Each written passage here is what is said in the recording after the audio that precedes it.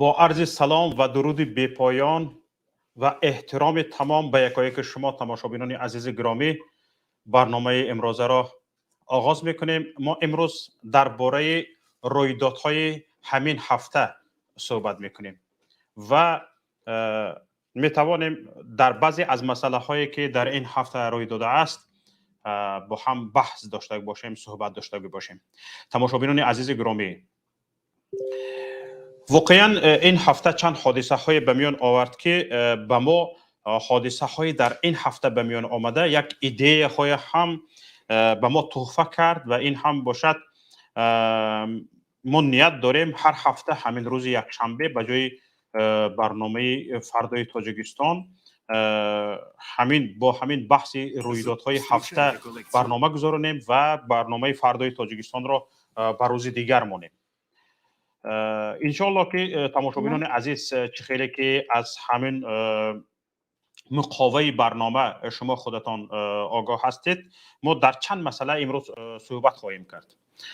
یکی از آنها این بحثی باز هم مسئله بدخشان است و چه خیلی که یکایی که شما آگاه هستید در بدخشان مردم را مجبور کرده در برابر دوربین برآورده گپ زنانده ایستادند و در برابر این در واکنش به این مسئله مردم بدخشان نیست در تمام گوشه و کنار دنیا، چی در خود بدخشان، چی در روسیه، چی در امریکا، چی در کانادا و چی در اروپا برآمده حرفای خود را گفته ایستادند مستقلانه بدون هیچ مجبوریت. آنها آزادانه برآمده حرفای خود را گفته ایستادند و نشان داده ایستادند که از مردم عادی، از نام مردم عادی گپ نزنید. این ما هستیم که ضد همه این مسحکه و لشکرکشی ها و خلل رسانی به آسایشتگی مردم هستیم. حالا یک دو نشانه، یک دو نمونه انشاءالله از صحبت اینها حتما در اینجا میمانیم، تماشا میکنید. تماشابینان عزیز، پیش از آن که ویدیوی نفرانی که در این باره گپ زدن مانیم، باز از چند مسئله ها اینجا خاطر رسان میکنیم. مسئله دیگر بحثی کی است؟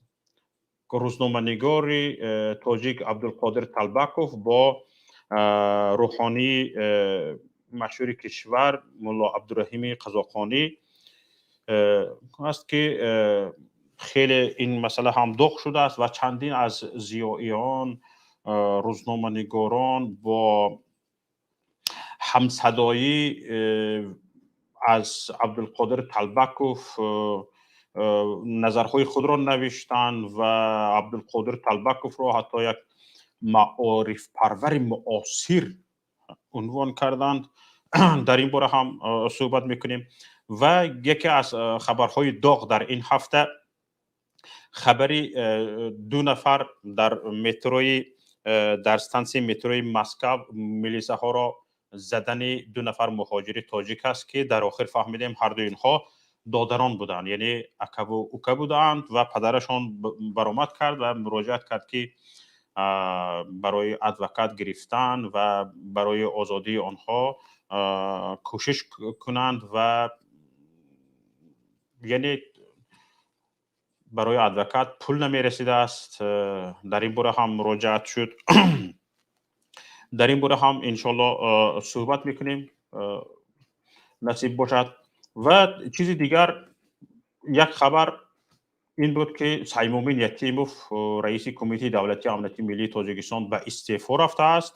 با یک خبر دیگر مربوط به سیمومین یتیموف این بود که گویا رستم امامعلی پسر امامعلی رحمان شهردار دوشنبه رئیس مجلس ملی مجلس عالی جمهوری تاجیکستان سیمومین یتیموف را پرانده است. یعنی از روی این خبر سیمومین یتیموف حالا زخمی شده است و از پی زخمی شدن بستری شده است. این هم یک خبر است که باید امروز ما بحث کنیم و درباره اساس داشتن یا نداشتن این خبر، این دو خبر که مربوط به صمیم یتیموف است صحبت کنیم. و خبر دیگر این اظهارات دویم باره امرالدین علوتشویف است که برآمد کرد و گفت که علیم شیرزمانوف با زبانی همون بدخشانی صحبت کرد و گفت که علیم شیرزمانوف تو اینقدر گپ نزن، اینجا من فرزندان دارم، در آزادی به فرزندانم به امنیت فرزندانم خلل وارد می شود، من اینجا تینجم امانم آسایشته ام، اینقدر گپ در شبکه‌های اجتماعی بسیار نزن. و با همین گپش امرالدین علوتشویف خبر داد که یعنی نه فقط به خودش مقامات حالا جبر و ظلم و شکنجه و لحت و کبرا روا میبینن، حتی به او تهدید میکنن که اگر یاران و دوستان و تو طرفداران در بیرون اگر گپ زنند به طرفداری تو، ما میتوانیم به جان فرزندان تو خاندانت نیست خطر ایجاد کنیم. و این رو امرالدین به یک شکل خبر داد. گفتگوزاری امرالدین دوبارهش با زبان همان بدخشانی بود، نمیدونم با کدام از زبانی بدخشانی، چون که اونجا دو سه زبان ها هستند. انا برای همین در این باره هم میتوانیم صحبت کنیم و فکر اندیشه های خود را گوییم. حالا هرچند هممون شاید دیدگی هستیم، فقط به خاطر آنکه آن نفرانی که دیدگی نیستند این نوار را، نوار میلیسه ها را زده غلطاندن دو برادر اکه و اکه یک بار تماشا میکنیم. بعد من اینجا از اصول دویده میباید، پلیس را زده چپه میکند و طبق خبر این یکیش میگریزد، بعد از یک روز بازداشتش میکنند. همونه که افسیده است، همونه که میلیسه را زده چپه کرده است میگریزد، بعد از یک روزش بازداشت میکنند. اما وقتی بازپرسی یکمش میگوید که من تماما ضدیت نشان ندادم، آنها بودند که دستم را به پشتم قطع کردند و گفتم که دستم رو سر دهید. دویمش اینی که گرفته برده ایستاده‌اند تماما گپ نمیزند، به سوالشان جواب نمیدهد. این بود مهاجری که پلیس را زده چپه میکند. اینها هر دوشان دودران بودند و در این باره خیلی مردم حرفهای زیاد گفته است، خصوصا مهاجران بسیار نگرانی کردند که اکنون از این به بعد خیلی شرایط مهاجران بد می شود، اکنون این رو بهانه میکند در مترو مهاجران را سخت میگیرد. بعضی ها آفرین گفتند، از نام ما زده ای، بله هزار رحمت، تشکر گفتند، خست ما را گرفته ای گفتند، علمی دل ما را گرفته ای گفتند. بسیاری ها این گونه نظرها هم داشتند. اما کدام از این نظرها درست است؟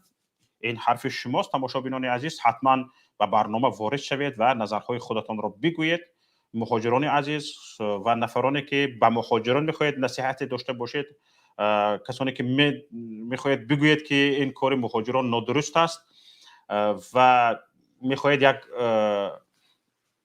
راهنمود داشتگی باشید و یک حرفهای هدایتگرانه داشتگی باشید، مرحمت به برنامه وارد شوید. حتما به شما سخن میدهیم و حرفهای خودتان را میگید. و کسانی که در مسئله بحث عبدالقادر طلبکوف و بحث مولا عبدالرحیم قزاقانی یگان گفتنی دارید، مرحمت وارد شوید، حرفهای خودتان را بگویید.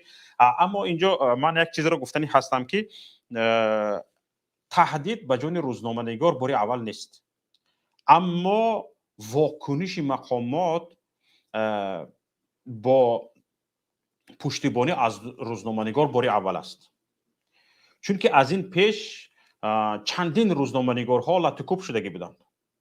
حالا عبدالقادر طلبکوف فقط تهدید شنیده است و نفری را که از پشتش رسم گرفتن او را پیدا کردند.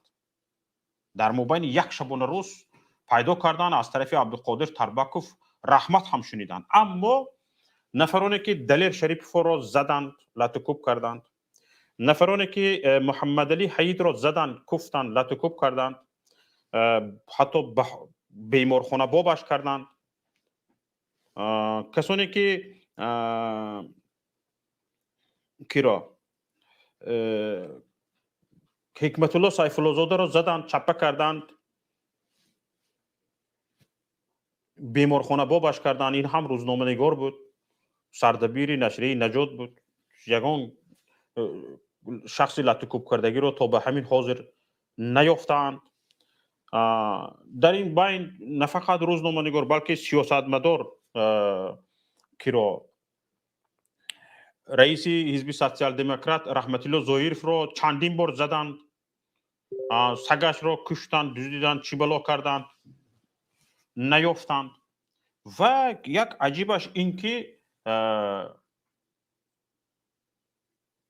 کسی که به عبدالقادر تلبکوف تهدید کرد یک باره یافت شد. این بچه یک باره یافت شد و از خودش درک داد.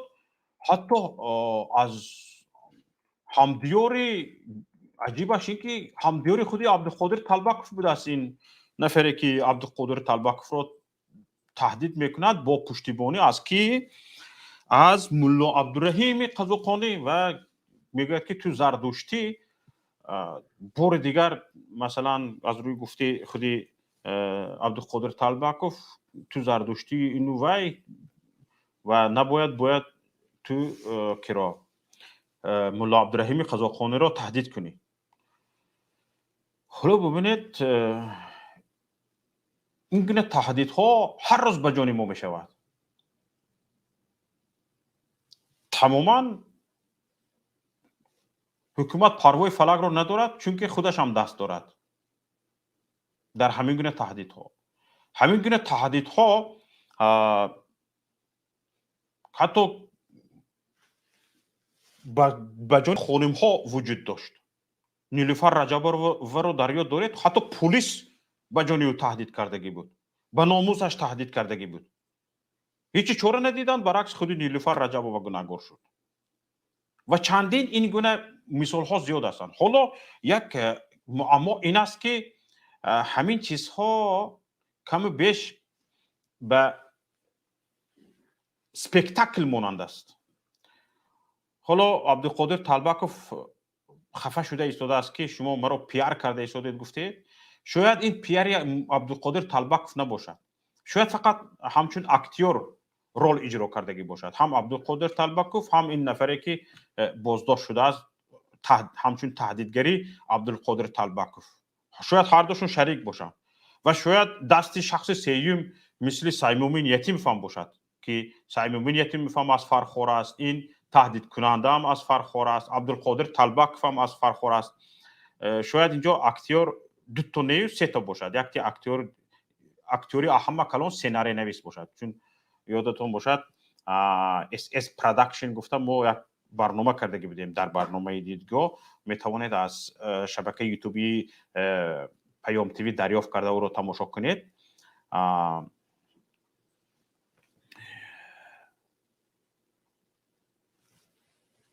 یتیموف و رمضان رحیمزاده هر دو اینها در سناریو نویسی مهارت دارند، فانتزیاشون زور کار میکنه. شاید این سناریو رو سیمومین یتیموف نوشتگی باشد و این همدیارشان رو هم یافتگی باشند و این تلبکوف و این بچه همچون اکتور رول رو اجرا کرده باشند. و حالا درباره این بچه گپ نمی رود، چون که عبدالقادر تلبکوف این بچه رو کنار گذاشتگی است. همه گپ و دعوایش از بالای عبدالرحیم قزاقانی و جوابهایش به عبدالرحیم قزاقانی رفته ایستاده است. ملا عبدالرحیم باید 1 میلیون سومانی جریمه معنوی پرداخت کند، جبران معنوی پرداخت کند، من او را به سود میدهم. درباره نرد الکی چقدر چیا پرتافته ایستاده است که درباره نرد گپ زد، مرا این خیل گفت، مرا اون خیل گفت. این بچه کنار موندگی است. به حاشیه رفتگی است. گپ‌های بیشتری عبدالقادر طلبکوف علیه ملا عبدالرحیم قزاقانی رفته شده است. اکنون اینجا از این می‌باید که بالای ملا عبدالرحیم قزاقانی مقامات سر کار دارد، کمیته امنیت سر کار دارد و با این واسطه هیچ راه را نیافتند. با این واسطه یک مسحکه را ساختند و میخواهند بالای ملا عبدالرحیم قزاقانی کار کنند، یعنی یک اپراتسیه رو، یک عملیات رو پیاده کنند. این خیلی عملیات ها زیاد بود. حالا از این میباید که ملا عبدالرحیم قزاقانی را در خانه خلوتش به یگان کارهای اسون لیوی پراوی قبیده نتونستند. خانه خلوتش به ره نیافتند و وینشتتنی خانم ها، وینشتتنی اگنت ها، خانم های چی هم به فکرم دم اندازانی یا سوفیکوف کنونی رفتن نتوانستند پیش ملا عبدالرحیم قزاقانی و کمبودی هایش را نیافتند که از ابروی عزت او را به زمین بزنند و بکوهانند و او را هم مثل دیگر داملاها شرمنده و شرمسارش کنند و به ابرویش کنند. اکنون راه همین سپکتاکل را ساختند. این گونه نظریه هم وجود دارد، اما اگر این گونه نظریه وجود داشته باشد، عبدالقادر طلبکوف خیلی به یک بیچارگی، به یک پستی دست داده است. اگر همین ورسیه درست باشد، به یک پستی دست داده است عبدالقادر طلبکوف. این هم بازیچه شده است، چون که از مثلا گریم از بالای عبدالقادر طلبکوف چند پیش شکایت شده بود که بسیار به احساسات مردم دیندار کار میکند، تحقیر میکند مردم را، مسلمانان را تحقیر میکند. هیچ یگان چاره ندیدند و تحقیرش ادامه دارد. شب و روز تحقیرش ادامه دارد. به این چاره نمیبینند. دلخواه حرفایی که عبدالقادر طلبکوف درباره مسلمانان میزند، اگر برعکسش باشد دیرک شده میشود. چقدر چندین ده ها نفرانی هستند که به خاطر برانگیختن کینه و عداوتی مذهبی پشت پنجره زندان رفتند، اما از آنها یگام کس چی گفتن نشنیده است. 4 کس رو آوردگی هستند، همین گپ رو گفتگو ورق رو نشان میدن، همین رو میخواند، اونها پشت پنجره زندان شدگان. صفحه عبدالقادر طلبکوف پر از توهین بر مسلمانان است، پر از توهین به آیه های قرآنی است، پر از توهین به حدیث های پیامبر صلی الله علیه و سلم است، به مسخره کشیدن ها است. یگان تاش رو حکومت به اینوبت نگرفته است. یگان تاش رو یک دختره که قد راه گپ پرتاد گفته یک نفر رو میبرن 15 سوتکه میزنن. عبدالقادر طلبکوف شاید به 15,000 شبانه روز اعضا شدگی است، در پشت پنجره خوابیدن، هیچ کس کاردار نیست. از این میباید که عبدالقادر طلبکوف به احتمال زیاد، شاید این حرف ما نادرست باشد، لیکن به احتمال زیاد به یک سپکتاکل نهایت پست اکتیار شده است. من شخصا خودم مراجعتم به این نفر چی است؟ حالا حرفای شما رو تماشابینان عزیز میشنویم. من شخصا خودم مراجعتم به این نفر چی است؟ من گفتنی هستم که یک کم میفهمم که شما برای تربیه جامعه تاجیکستان کوشش کرده ایستادید، لیکن این ریتمتون خطا است. میفهمم شما میخواهید در جامعه تاجیکستان یک نمود تربیه را به راه مانید که آن یعنی مردم، همین مسلمان ها، چشم رویشون کشاده شود، فهمند که نظرهای دیگر هم وجود دارد و فکرهای دیگر هم وجود دارد، گفته های دیگر هم وجود دارد و در همون تاریخ ما، در مقدسات ما چندین مقدسات های دیگر هم وجود دارد. اما این با توهین نمی شود. شما میخواید تاریخی پیش از اسلامی ما را به ما شناس کنید، یگان مشکل ندارد. این با توهین به اسلام نه، شناس کنید مرحمت. یا اینکه شما میخواهید حتی این گونه نفران خیلی زیاد بودن، این گونه نفران خیلی زیاد بودن که کوشش میکردن از اسلام دین خودشان را بالاتر و والاتر و بهتر نشان دهند. بودن این خیلی نفران.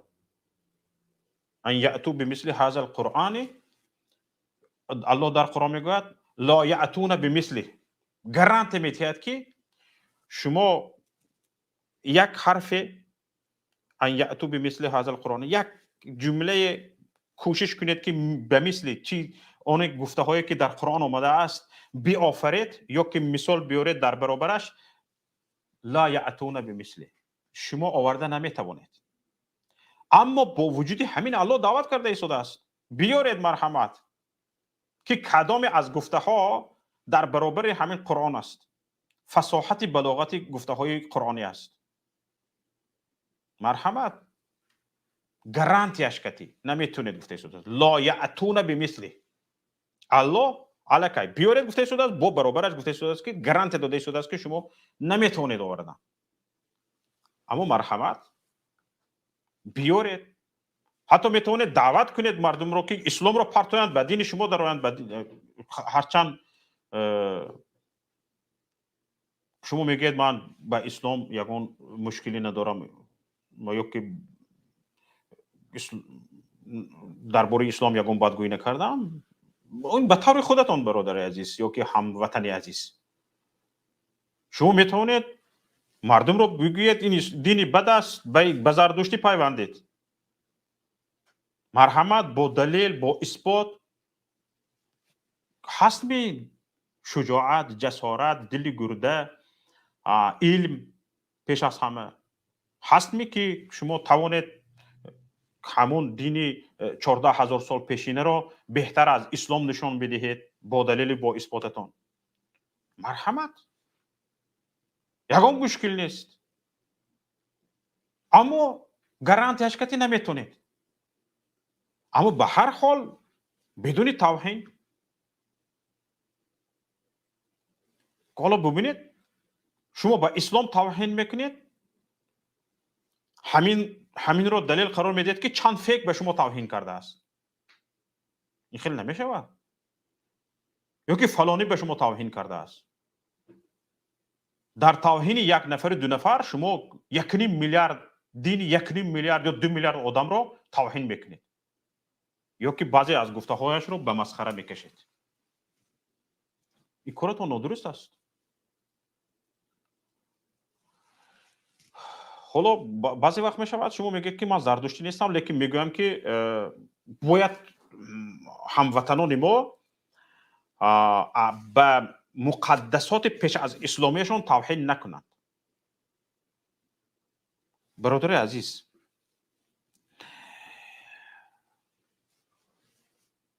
نکنند، این فکر شما است، لیکن چگونه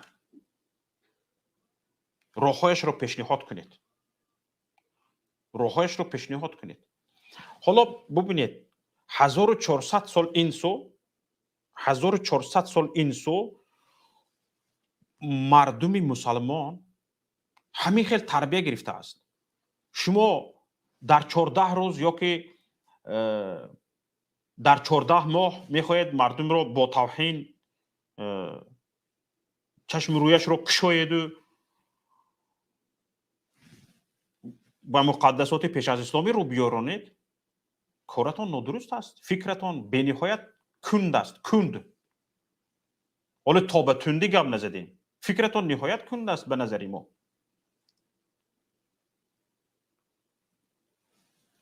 من فکر میکنم یک کم اصولی دعوت شما برای رو آوردن به مقدسات پیش از اسلامی ملت تاجیک یا ملت فارس تاجیک یک کم اکستریمیستی تروریستی است. خاراکتری اکستریمیستی تروریستی دارد. باید این آموخته شود از جانب مقامداران. اما از جانب خودی من سخنهای ملا عبدالرحیم قزاخانی رو هم گوش کردم. و نظر من این است که باید علمای اسلام امروزه علاکه نظرهای یک طرفانه و خود را چی میگن حق مطلق شناختن و حق مطلق دانستن را بس کنید و یک با نظرهای ابجکتیوی برآمد کردن را هم به خود روا بینید. و نهایت این در منبر برآمد کردن من فکر میکنم این نیست که شما همون چیزی که آموختید برآمده گفتن گرفتن در کار. بعضی از نزاکت های در منبر برآمده گپ زدن هم دیگر آموختن در کار است. چی میگن؟ اراتورسکی اسکوستو میگن، چی میگن؟ و اعتدال رو رعایت کردن و نظر فهمیش و درک اوداتوریه، یعنی اهل همون گوش کننده ها را به اینوبت گرفتن رو هم باید به اینوبت گرفت. به این نمیشود دیگر. و طلبات جامعه امروزه رو هم به اینوبت گرفت و فهمیش و درک مردم عصر 21 رو هم به اینوبت گرفت.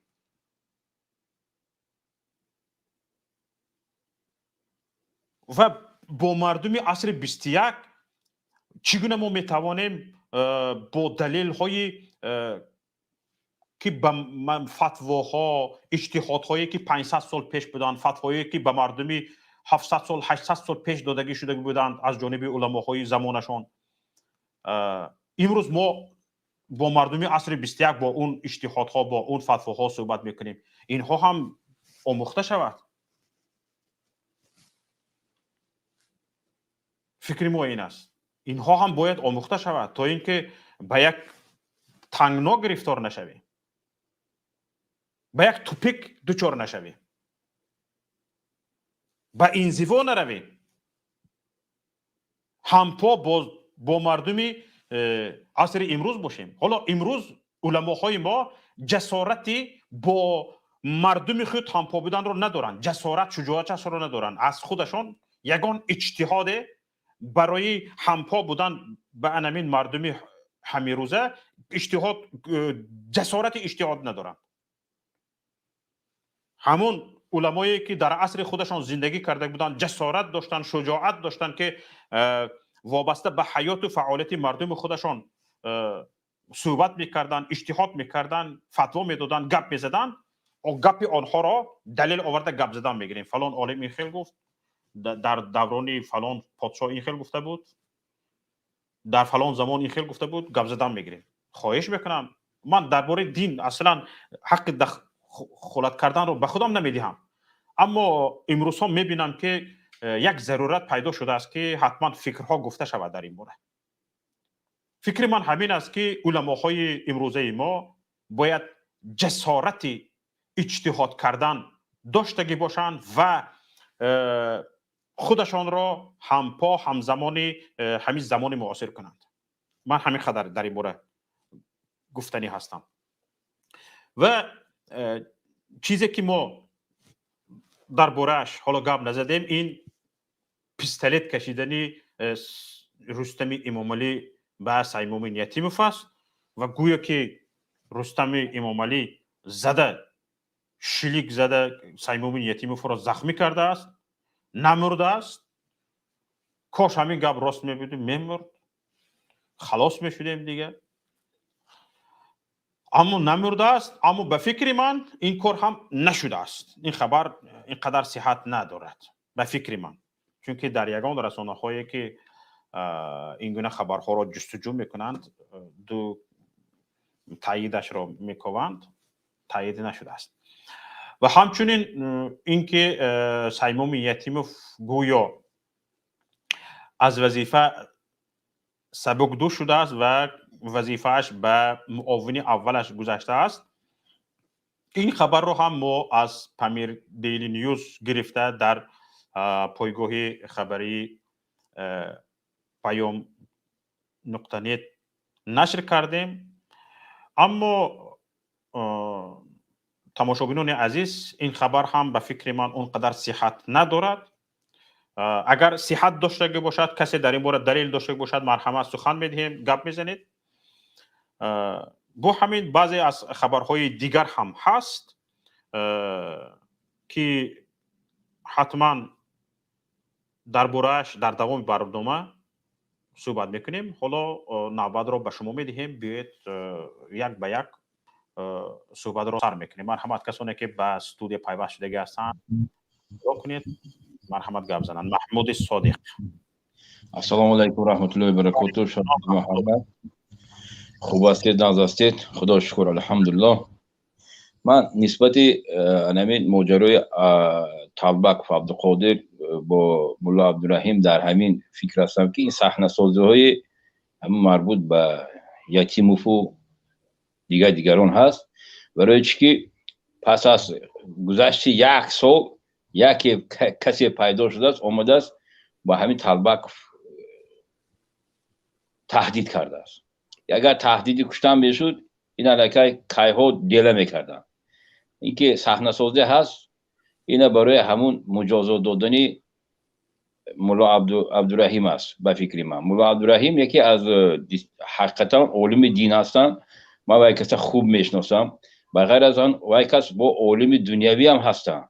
وقتی که درباره علم های دنیوی گام میزنن، باور کن آدم کیف میکنه که همین نه همه علمای دین علم دنیوی هم میدونن، لیکن این همون فنهای دقیق هم گام میزنن، فلسفه هم گام میزنن، فیلولوژی هم گام میزنن.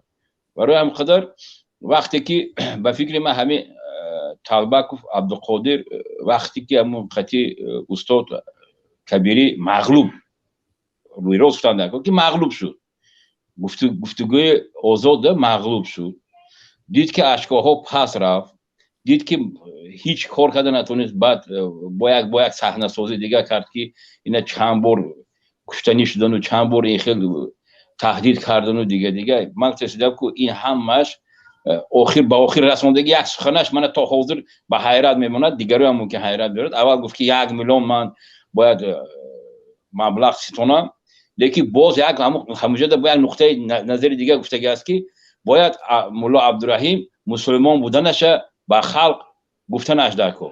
تو اگر مسلمان باشی، تو باید اول استغفار کنی، از دوره که اول استغفار کنی، روی دشت کلمه شهادت رو قبول کنی، بعد دو رکعت نماز خونی، بعد این عملهای اسلامی، عملهای حقیقتا مسلمان رو باید اجرا کردنش درکو. این خیلی که با مولا عبدالرحیم فتوا نمیتید که نه عبدالقادر مسلمان هست، ولی که این ضد اسلام، ضد ریش، ضد مقدسات دین بسیار گپ زده. با فکر من این بعضا همخیلی هست که بعضی آدمای دانشمند از علم کمتر دانش میبرداره، فهمیده؟ بنابر همین در دینی اسلام هم وقتی که اسلام شناس میشه احد میگذراند، بعد فکر میکنی که بیا که همین دین ده با یگان چی هسته یا نه که کوبن. من تصدیدم که این همین چیز دور رفته.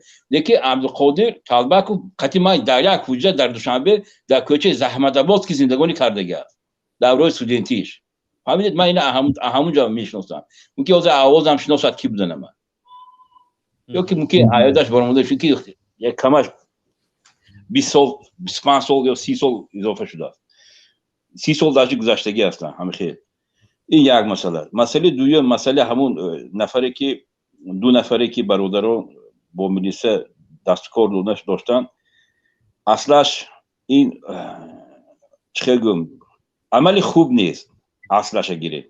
دیگه یک طرف با رحم چخیل همین مرد باید جسور باشد، همین برای برادرش این دل دادن است. نه این برای برادر دیده شده دو کسا دستی باید قطع کرده شدن، حالا که همین ملیسه پلیسه حق حقوق ندارد خود به زمین افتاند و زیر کند و دستاشو قطع کند و آدمیزاده مجبور به همین راه. خیلی اومدی گفتی که کی هستی؟ دو نفرن با موبایل بعد رفت دیگه کاراتو کردن که نه اصابی که همین دیدن که توجیک هست، دیدن که همین برای ما همین توجیک هم در تمام روسیه حق و حقوق قدر نداریم، برای چی که یگان توجیک حالی سفارت کنسولگرایی محافظت نکرده، یگان پارلمان همین نماینده پارلمانت ما زبان روسیه که نمیدونن، اون آشکارا رفته همون پارلمانتی روسیه برآمد کرده، یک گو همون عبیدالله بود که می برآمد تا مطویین که میرفت تو مقصد قطع هواخو یک گفتشونید میکرد، برای که در زبان روسی بلد بود. اینها که زبان روسی نمیدونن، اینها که میدونن که وابسته همون رحمانوف هستن، همون یک گدا صفت هستن که وای اگر گپ زند که راه میرد، گفت که نرفت هیچ جا نمیرد. ولی که دیگه پارلمان نماینده پارلمان دیگه دولت ها میبینن قطعی صحبت میکنن، مسئله نفقهش گپ میزنن، مسئله سغورتش گپ میزنن، مسئله حق باشی همون مهاجر گپ میزنن، از اون مورد گپ نمیزنن، مجبور این خلق. حالا صحبتتون رو دوام بدید، یک نفر دیگر رو گوش بدیم. انشالله باز صحبتتون رو اگر وقت داشته باشید دوام بدید. خوب ملاحظه داشته باشم. خوب بفرمایید. السلام علیکم و رحمت الله و برکاته. شوکت زنده باشید. سلام خود را به تمام بینندگان شما میرسانم. ما هم یک راسته بار نسبت همه این مقصد نسبت همه داملا عبدالرحیم، همه حاجی میرزا و همه که همه وقتی همه رسیده، ما باور که در همه کاری که نسبت داملا عبدالرحیم کسان، نسبت همه ملای ما کسان، ما پشتیبانی از حکومت داران میکنم بگذار همه را بکنن، یا در حق مردم ظلم کردن، نان مردم خوردن، اما در پشتی مردم مظلوم گپ نزدن. ما با شما گفتنیم حکومت دارو 1 میلیون 10 میلیونی شما بزنین حاجی میرزا را یا برای حضرت شکم یا ای مردم خوردن، برای مردم یگام کار نکردن، یگام حقیقت هر قدری میتونه کردن بکنشون. من هم گفتنیم یا باید هم خیل شوم، یا باید اگرچه من از پروردگار خطا کنم نسبت این ملاان، مقصد وارثای رسول اکرم صلی الله علیه و آله خودشون نمیگن، اما وارثای حقیقی نیستن. زمانی که بالای منبر برآمدن همه چیزا گفتن، برای شکمشون گفتن، یک بار مردم برای آزادی نگفتن، همه وقت وطن تنج وطن آباد. انا که ببینه وطن تنج تو نه، انا که ببرین زمان درازی کنه که وطن تنج پیشوای معظم بگین آفرین به انمی شما ملا عبدالرحیم با حاجی میرزا با انمی گفتنیم که کسی ما مقصد ایما خفه نشایم، امی چخل بگم فهمیشی ما امی ای که بگذار بسرشون بیا، زیرا بسر مردم ما ملت تاجیکی بود این چی مشکله؟ هر قتل آمد، کشتن، زندانیا کردن، تمامی عذاب بالای مردم ما کردن، یا سکوت کردن یا یگام گپ نزدن. بگذار بکننشون. ما طرفدار حکومت در حالت، ما در این حالت طرفدار حکومت 1 میلیون نه 10 میلیونی شون کنین، حق دارن، حق مردم گرد کم زدگیش کم باشون، در سر سرخانه مردم میشینن، تمام اینوش نعمت پیشونده. امروز انا که بسر تونم انا که پگا ببرین بعد جریمه را بسپورین، همه را ببینن، بعد ببرین ملا عبدالرحیم با تی من گفتنیم، با حاجی میرزا، با همه ملاتون گفتنیم، بعد ببرین بگین که وطن آباد داریم، وطن آزاد، قانون برای ما هست، ببرین بگین انا که ببرین بگین انا که امروز بسر تونم ما قدر گفتنیم که بهترین کار حکومت دارن نو کردن، باید اول انمی را میکردن، مردمی بیچاره را نه، اول باید انمی حضرت شکمبا را میکردن، شیشتن زدن حق مردم، ای مردم پشتیبانی نکردن، برای آزادی مردم سخن نگفتن، فقط امر معروف. بسیار خوب برادر عمر، من هرچند به این گفته های شما ملاحظه های خودم را دارم، وقتی شما این را نمیگیرم. حالا یک نفر دیگر را گوش کنیم، شاید در دیگر موضوع ها فکر داشته باشید، فکرهای خودتون را بگید، موضوع ها یکی در همین هفته شده گذشتگی هستند. بفرمایید. نفری که نو بولو کردن بفرمایید. سلام علیکم. و علیکم السلام و رحمت الله. حالا اگه یک چیز هم میزنم، تاجیکستان با پیش میگن، با کجاش با پیش؟ با 70 میلیارد دلار قرض، با 3 میلیون مهاجرش با پیش. و چقدر زمین از دست رفتگیش به پیش. اینو شرم نمیدارن. باز میگوین تاجیکستان به پیش. و کجاش به پیش؟ همین سخنهای من کمتر شهر دیده که برادر عزیز، مسئله قرض همین امریکا تریلیون دلار قرضدار است. اما ببینید در امریکا میلیاردرها فلان نفرند. بعضی از میلیاردرها در امریکا زندگی میکنند که میلیاردرها پول فقط یک صاحب کارشان بودجه 15-16 ساله تاجیکستان است.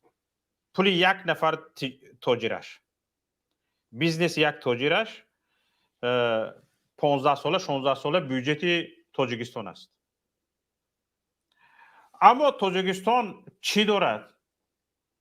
اینجا سوال به میون میبیاید. مجموعی محصولات داخلیش در چه حالت است؟ استحصالش چقدر است؟ صادراتش در برابر وارداتش چقدر است؟ واردات ما همچون ما یک کشور استعمال کننده، واردات 3 برابر صادرات است.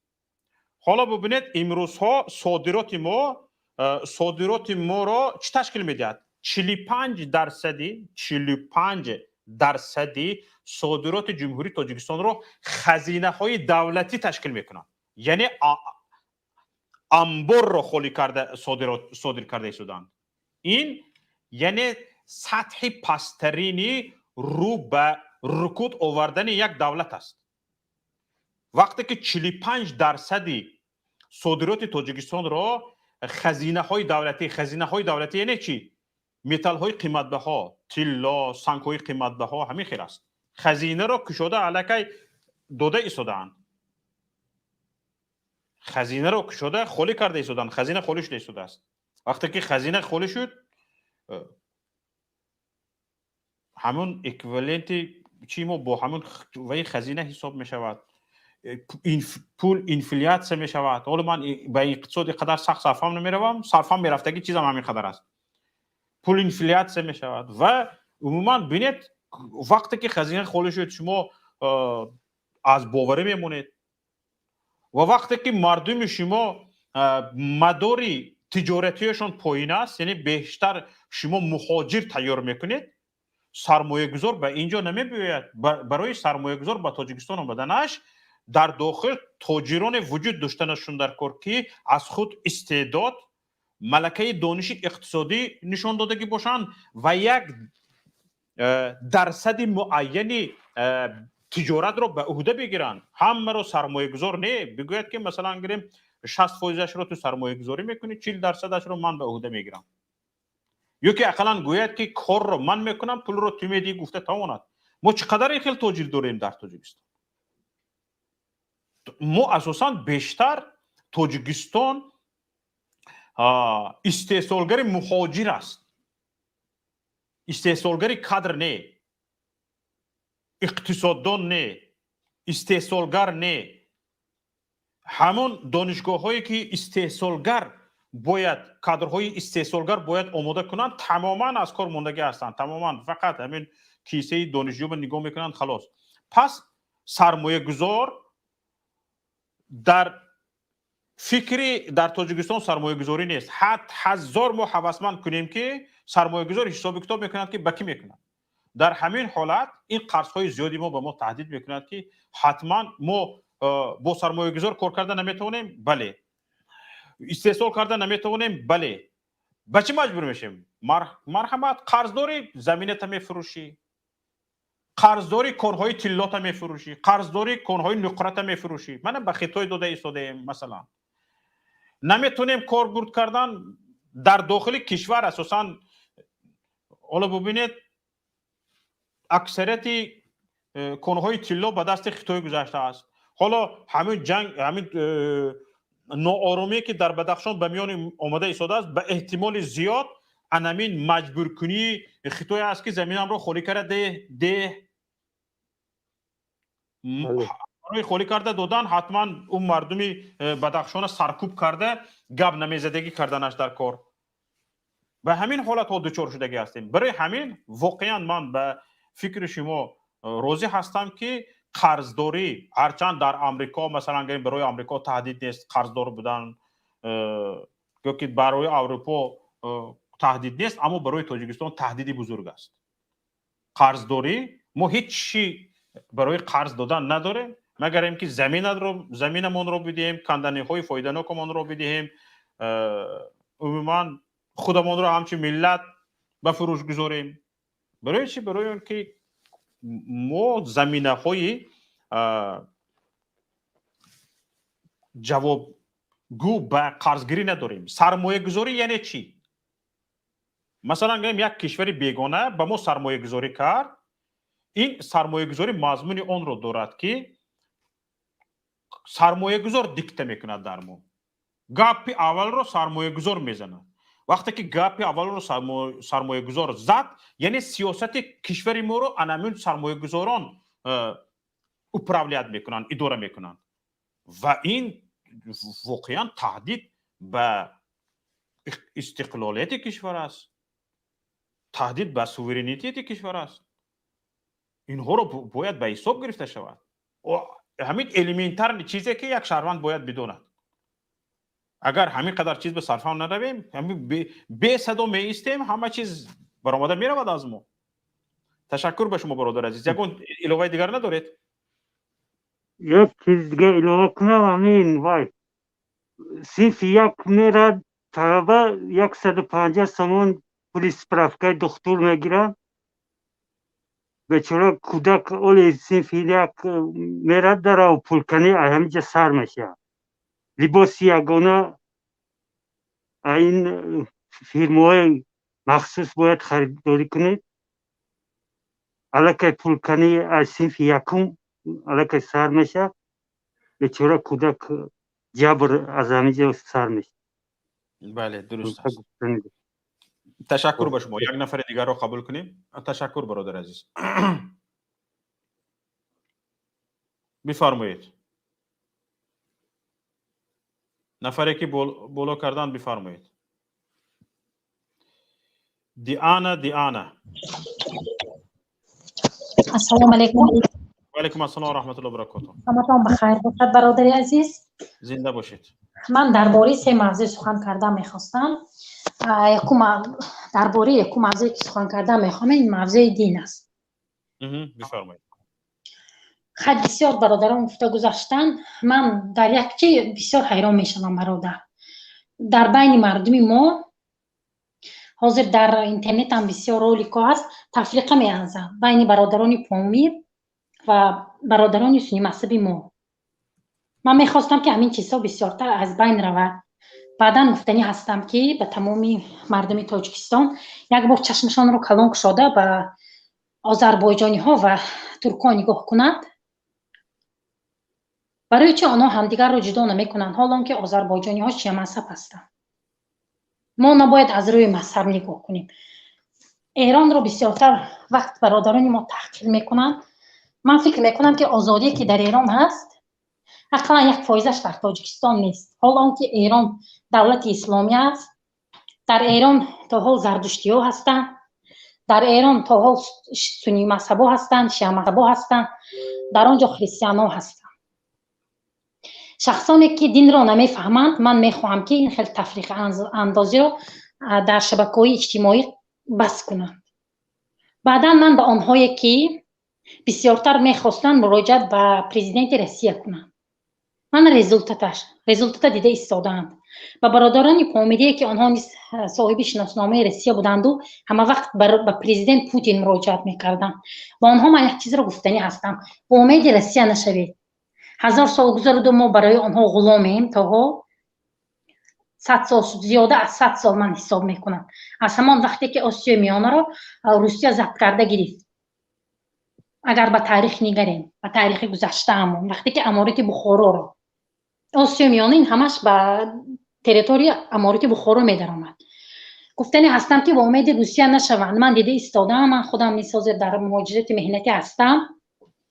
بعدا همون جوانی که از پشتی برادرش با پلیس حمله کرد بعضی‌ها رو تحقیر میکنن شما خیلی تحقیر نکنید انا خیلی تحقیر کرده سرمان رو خم کردیم که ما امروز قدر و قیمت خود رو در جهان گم کردیم بعدم گفتنی هستم که با امیدی نه پاسپورت روسی شوند و نه با امید روسیه کار شوند اگر روز شود همه رو زوده پیش میکنم من بسیارتر میخواستم که خیر مز رو محکم کند خودتر رو بهتر می بود که همه رو دپورتاسیون میکرد بعدا هوش مردم به خودش می آمد و حق خود را طلب کردن رو می آورد از حکومت چندین بارها در همین رسانه ها من میبینم تولا کرده خوشامد کرده این کارها رو پرتایتان برادر ما وقتی که مهنت میکنیم روسا به ما مزد معاش میدن حالا که ما همه کارهای پست رو میکنیم در اینجا بعدا آنهایی که میگفتن که باید به تماشای سیوز درآیند من به این فکر هم راضی نیستم حالا که قرقیزستان اعضای تماشای سیوز هست آنها رو نیز حاضر دپورتاسیون کرده ایستادن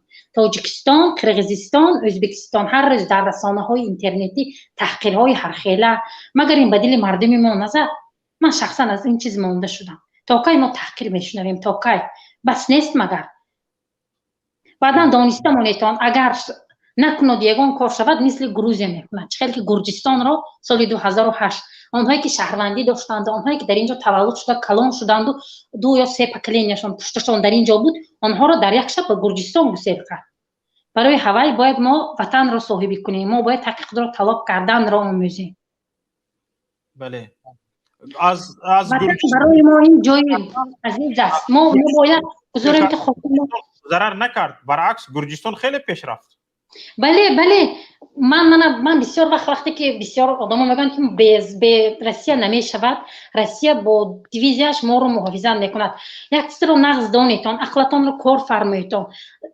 روسیه برای اینترس خودش دیویزیاش رو برده ماند وقتی که امریکا و ناتو در افغانستان بود از ترس این خودش رو محافظت میکند ما رو نه ما برای روسا عموما در کار نیستیم ما دیده بودیم 2012 سال چقدر به قتل شهروندانی بدخشان مردمی بدخشان چقدر قش بود روسیه این چیز را ما بسیار میدانیم تاریخ با ما بسیار سالها اثبات کرده است ما مسلمان هستیم تفریقه اندازی نکنیدتان وقتی که هیچ چیز نمیدونیدتان از دین این قطر بین مردمی بین تاجیکا و ولایت بدخشان تفریقه اندازی نکنیدتان شیعه گسته یک بار چشماتون رو گشاده به مردم ترکیه و آذربایجان نگاه کنید تا که چقدر در جنگ یکدیگر رو دستگیری کردند و از این جنگ آذربایجان برد کرد بس بودگیست بس است دیگر این خیلی کارها نکنید بعضی هاش میبخشید و طرز طهارت کردن رو نو آموخته است و در آمده در شبکه‌های اجتماعی تفریقه اندازی میکند برادر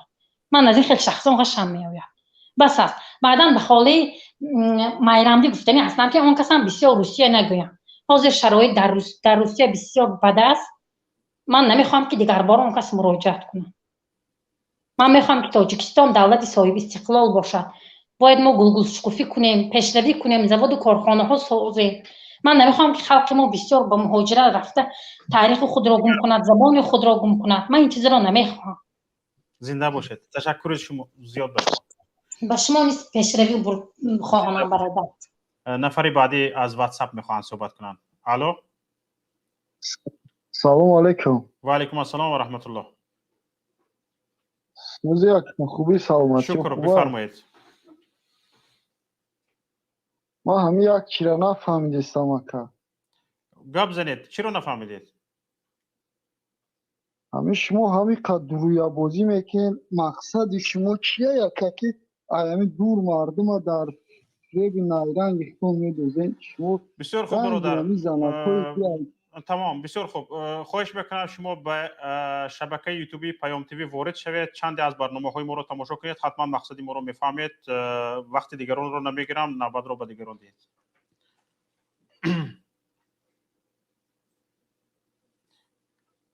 من بفرمایید میکروفونتون رو فعال کنید السلام علیکم و رحمت الله و برکاته. و علیکم السلام و رحمت الله و برکاته. امیدوار هستم که سلامت و سربلند هستید و میخواستم که جواب همین برادری که مقصد شما را فهمیدنی باشد من میخواستم جواب گویم کوتاه و دقیق. مقصد ما رو نه مقصد خودتون رو گپ زنید بفرمایید مقصد ما پر است هر روز گپ زده شده ما مقصدمون رو این گپ پرسی ها یک چی میگن اینها الان این برادری که حاضر پرسید که مقصد شما چی هست، من میخوام به این جواب بگویم که مقصد ما مهاجرانی که مدت 30 سال شد در عذاب و مشقت گرفتار هستیم، برباد دادن این سیستم رژیم دیکتاتوری هست تا اینکه یک راهبری ملت دوستی مردمی بیاید حکمرانی کند تا اینکه ما در وطن خودمان کار فعالیت کنیم.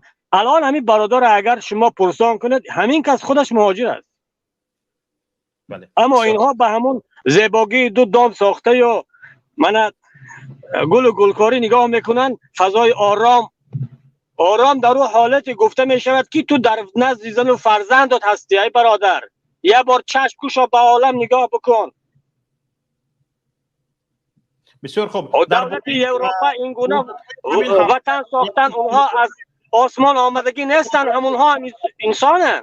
عزیز خواهش میکنم، من برای آن این کس را نفری که از واتساپ زنگ زدن مقصد ما را پرسیدن میخوام ما را به دیگر سو کشاله کنند و این موضوع هایی که امروز ما میخوایم مطرح کنیم، بحث هایی که میخوایم درباره رویدادهای هفته مطرح کنیم هم تو بماند، ما به سوی دیگر برویم. برای من خواهش میکنم همینجا قرار بایستیم و من میخوام نقطه دیگر استاد محمد هفته شوکت محمد خب نقطه دیگر رو میخوام قید کنم که این دو نفری که با این ملیسه های روسیه سر به سر شدن و اون دو سه نفری که با دزدی و یک نفر را به قتل رساندن و برای 71,000 حال مردم، حال ما مهاجران بد شد.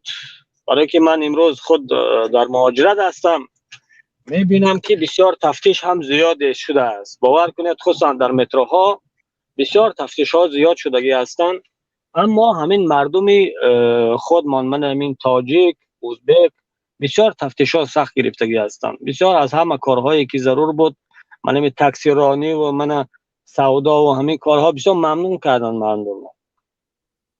من گفتنی چی هستم؟ آخر سخن با اجازه شما گفتنی هستم که من اولا هر یک برنامه های شما را پیگیری میکنم. راستی گپ یگان سخن شما همیشه با فکت، با دلیل، با حجت، با اسناد گپ میزنید. این بهترین است، برای که آدمی که کم ترک عقل و دانایی کم ترک داشته باشد بالاخره اون حق را از باطل جدا میکند. همه ما آگاه هستیم که امروز در تاجیکستان چی میگذرد، اما ما و شما میدونیم. و این مادر را که مادر عبدالرحمن 09 و دیگر برادران سیاسی که من راستی گپ وقتی که آگاه شدم که زبیدالله رازق یک موی سفید 70 ساله که داخل زندان است و اون را با این جرمها بیگناه متهم کرده و زندانی کردن، به خدا قسم چند روز من در فکر همون حتی اشکم ریختم که یک پدر بزرگوار عالم که بیگناه، باور کنید مرگ این چنین دولتداری، مرگ این چنین راهبریت کشور، این عیب نیست، این شرم نیست. یک نفری که یگان گناه وارد زندان می شود. من باور کنید دیگر گپ ندارم، فقط هم به همین خلاصه آمدگی هستم که ما مهاجرا بخیزه نه، ما مهاجرا باید سرجم شده رفته حق و ما نه جنگ میخواهیم. چاپلوسای محترم گوش کنید، ما نه جنگ میخواهیم، نه یگان جا رو ویران کرده میخواهیم، نه میخواهیم که به پای یک شهروند تاجیکستان یک خار خلد. ما میخواهیم که حق و حقوق خودمان طلب کنیم، برای ما جای کار پیدا کنید. شما مسئول هستید، راهبریت حکومت را به گردن گرفتید، شما مسئولیت دارید. این تنه که فقط به استراحت خودتان مشغول باشید. شما را اگر چند مردم انتخاب کردگی نیست، ولی شما خودتان آمدگی هستین، اما شما فراموش نکنین که شما مسئولیت در گردن شما آویزان است تا اینکه این مردم رو از جای کار، از نفقه خوب، از معاش خوب باید تأمین کنید. ما این را میخواهیم. ما میخواهیم حق حلال خودمان را طلب کنیم. سلامت باشید. زنده های دیگر داشته باشد حتما باز به شما نوبت بدهیم. حالا برادر عزیز نفران زیاد به ما پیوسته شدند، باید وقت آنها را نگیریم. تشکر زیاد به شما. نفر بعدی را گوش میکنیم. تاجیک بچه. السلام علیکم آقای شوقت. و رحمت الله و برکاته. سلام به همه بینندگان. برادر تاجیک بچه، من یک چیز را اعلان کنم. نفرانی که سخن کردید نوبتتان گذشت. اگر یگان چیزی گفتنی داشته باشد مبادا شما را از استودیو بیرون کنند، حتما کوشش کنید دوباره وارد شوید و حرفای خودتان را بگویید. باز به شما نوبت میدهیم. اما وقتی که شما بعضی چیزها را گفتنی بودید و ما شما را پایین کردیم، نگفته موندید و از استودیو بیرونتون کردن، بدون آزردگی و بدون رنجیدن میتوانید با از سر نو وارد استودیو شوید و حرفای خودتان را بگید. بفرمایید تاجیک بچه.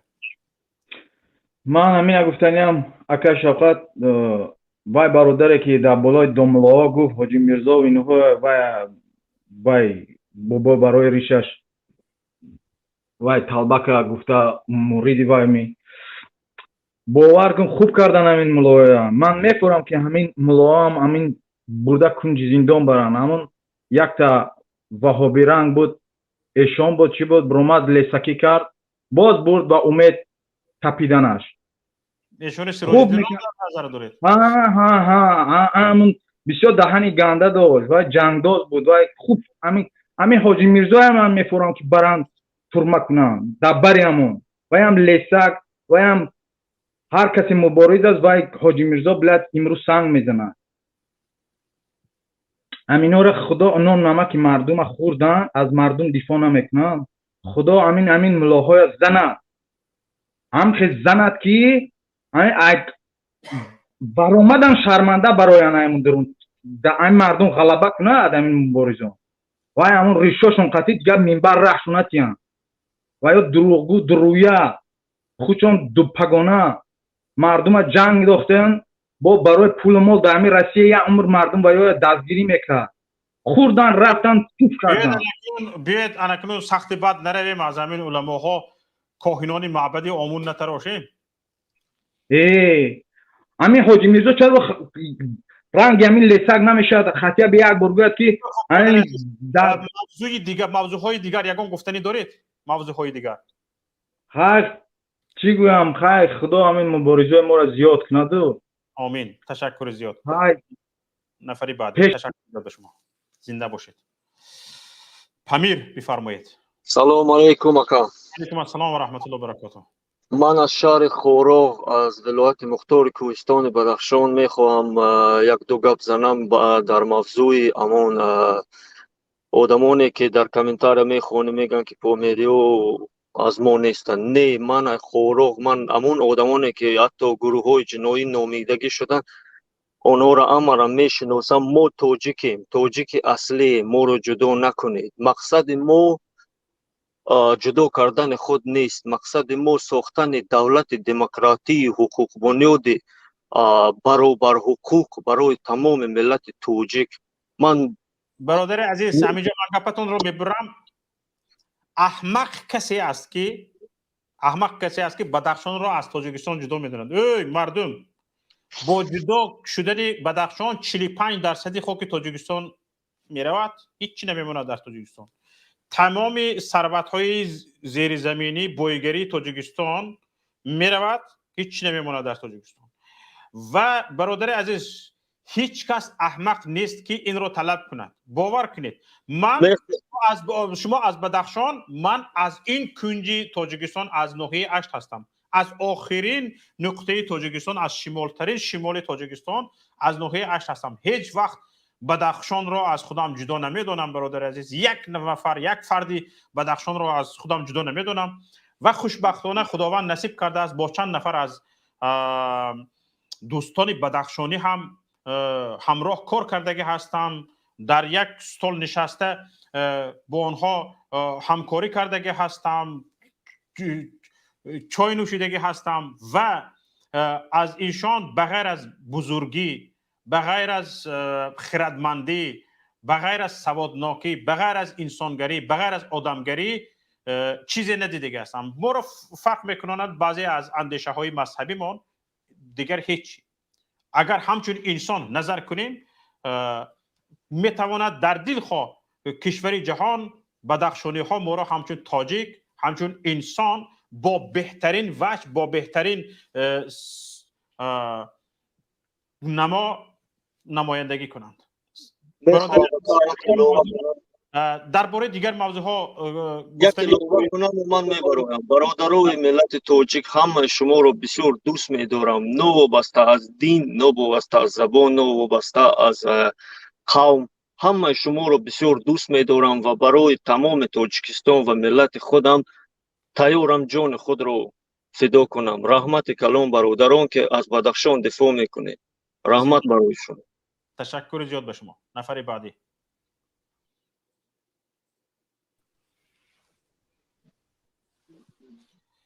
تغایف محمد بفرمایید. سلام علیکم. و علیکم السلام و رحمت الله و برکاته. خوبه صدای شفقت جان؟ الحمدلله، امیدوارم شما هم خوب و صحت و سلامت باشید. بفرمایید. الحمدلله، تشکر. همه برادر بدخشانی من خواستم جواب بدم. تمام مردم تاجیکستان با شما هستند. بله. غمگین نباشید. گپای اون خائنایی که میگن که بدخشانی ها یعنی تاجیک نیستن، آنها رو گوش نکنید. من خودم پنجکین میشم، تمام مردم پنجکین با مردم بدخشانند. انشاءالله ما همیشه در بر شما هستیم و میمانیم. تشکر زیاد به شما برادر عزیز. یک زنگ از واتساپ. الو. السلام علیکم. و علیکم السلام و رحمت الله و برکاته. اکا شوکت، امیدوارم صحت سلامت باشید. تشکر به شما برادر. بفرمایید. یک مسئله قطعی میخوام شما روشنی بدادین. من تمامی همین برنامه شما رو محمد اقبال بلندتر گپ زنید برادر. خواهش میکنم از مسئولین تکنیکی کمتر برای صدایشون کار کنید تا اینکه ما شنویم. لطفا بلندتر گپ بزنید. همین را تماشا میکنید. تو یک مسئله قطعی روشنی میداختین که مثال از شما در پیوست میشوند، دیگرها در پیوست میشوند. یک گپ و ملاها کنلیس است و معلمات چاپلوس است و کارگرای حفظ حقوق چاپلوس است، کارمندای حکومت چاپلوس است. چی کسی صحت مانده؟ شما گرفتین همین دولت هم. چی آدمی شما صحت مانده؟ همین را میکشین. برادر عزیز، همین ها وقتی که حکومت دیگر شد یک بشارت هست. همین هموطنان عزیز از همین حالت امروزهشان خلاص میشوند. از همین حالت امروزهشان خلاص میشوند و همین نفرانی که حالا اینجا گپ زده ایستادند میدونند که یک نفر معلم یا یک نفر دکتر یا یک نفر ملا در چی حالت هست.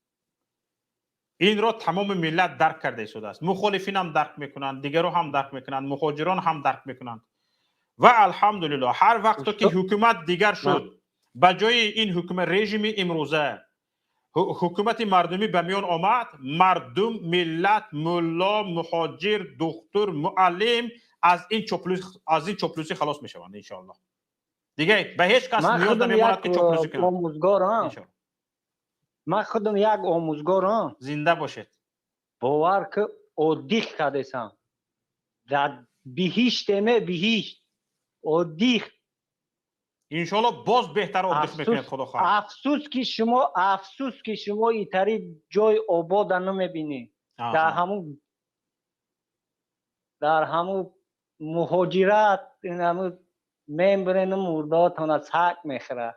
این میگن خیلی معلم ها کارو پرتافته مهاجر شده ایستادن در من آموزگار جوانم. 3000 تومان اویلگ میگیرم زندگیم 100% این همش دروغه دروغ. آها 3000 کی 3000 تومان این همه اویلگ مای در تیرو کی سر کردید؟ بیاد کمی همینجا 10 ساعت درس بتیم ایو لق کردن ایوجا 10 ساعت درس مردم یک باروکی روز اوخه ایوجا وقت کرد ای طالبان حالا تماشابینان عزیز من از رقمشون رو نمیخونم لیکن برادر با رقم روسی زنگ زده هستن. معلم در تاجیکستان درس میدهد رقمش روسی. چخیل فهمید؟ بسیار خوب تشکر به شما. نفری بعدی رو پیوست کنید. استیفا رحمانوف. سلام علیکم. و علیکم السلام و رحمت الله و برکاته. آزادی بر مردم تاجیک همه که شوکت یک چیزی که در اهمیت داده باشه هر باره که یک پرابلم در تاجیکستان میشه حکومت یک کینو میکنه برای خلق به دیگه جلب کردن. بله. پرابلم دوملو این برای خلق ایسینی قومی را ایسینی استراشان ای پرابلم ای مرزی به ایسی کشیدن است. درست. یکی رنگی که شبنم سرایو شوی یاش کرد گفته یا وقت کرده بودن ایش هم همین خیلی برای پرابلم ای هش مردم به دیگر طرف کشیدن. ولی ما یک پرابلم داریم این پرابلم ای ما مرزی است. پرابلم ای مردمی بدخشان است. پرابلم ای مادران مادر عبدالرحمن اونو این پرابلم هایی که وزدین ما را خوش ما دیگه سبوردیم کنیم. ما باید خیلی این حکومت نخریم. باید ای مغزو ما بود کنیم. این اگر همیشه بخواب کنیم بیستیم همیشه بگفتان کنیم کدام روز مرغو با ما دست میکنیم استراشان هم رای دست میکنیم مردم اونا دست میکنیم دیگه کسی به داد ما نمیرسه. این پرابلم های حل شونده پرابلم های دوملو پرابلم های شکنی سوریو قصی و این پرابلم های نیست که ما بسر ایو توجه کنیم. حالا همین دیروز برادر عزیز همین دیروز نمایندگان تاجیکستان با قرقیزستان در ناحیه باباجان غفورov واخوری کردند و در اونجا آشتی خوردند. اما بعضی از کارشناسان گفتند که آشتی خوردن رو همه میتواند اما شما سنگشپی را یاد گیرید. به مردم تاجیکستان مراجعت کرده بعضی کارشناسان گفتند که آشتی خور رو مانید و سنگشپی را یاد گیرید. شما فکرتون چی است به این؟ اگه این آشتی نبود این آشتی بود که دادن زمین رفت ششتن دو تا حرامی هم ای طرف هم ای طرف ششتن یک آش کردن خوردن. این آشتی نبود این آش جنگ بود. این آشتی بود که با جنگ تیار شه مردم گفته کردن. یک چی بود که ما زمین های شما را دادیم رفتیم. امام علی رحمان هم آشتی خورده رفته بعد همون مردم در دوشنبه قیر کرده بود. همه که لیکن مردم باید که با جنگ تیار شوند دیگه با آشتی فری نخورند. از خونه که باید صلح میخواهی با جنگ آماده باش. وقتی که تو خودت ضعیفی نشون میدی طرف مقابل خودش رو بالا میگیره و میخواد رو غصب کنه. میخواهی با جنگ آماده باشه. درست است. تشکر به شما برادر عزیز. نفری بعدی رو گوش میکنیم.